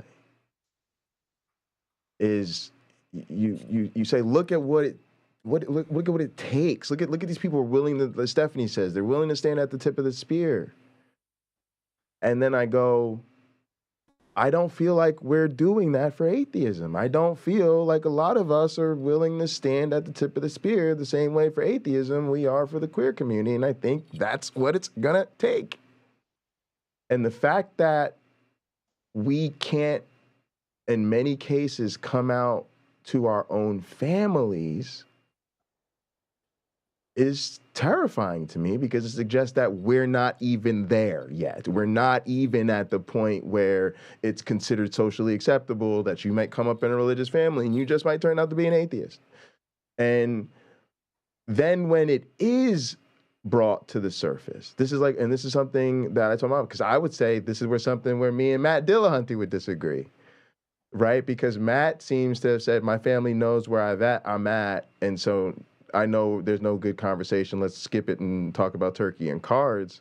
I told my mom, one of the most hurtful things you've ever said to me is asking me what has to happen so that we don't talk about this. I said, to me, that felt like me coming out to you as a gay child and you telling me what has to happen so I won't talk to you about my homosexuality. I said, atheism is a huge part of my life. And I refuse to have a relationship where somebody tells me it's something I can't talk about. So that's where I'm at, James. Fair. Are we still live? Yeah, we are. We need to end this damn stream. All right, look. We'll see you next time. In the name of Darwin and Dawkins, Christopher Rich, and Science bless you all. Bye-bye.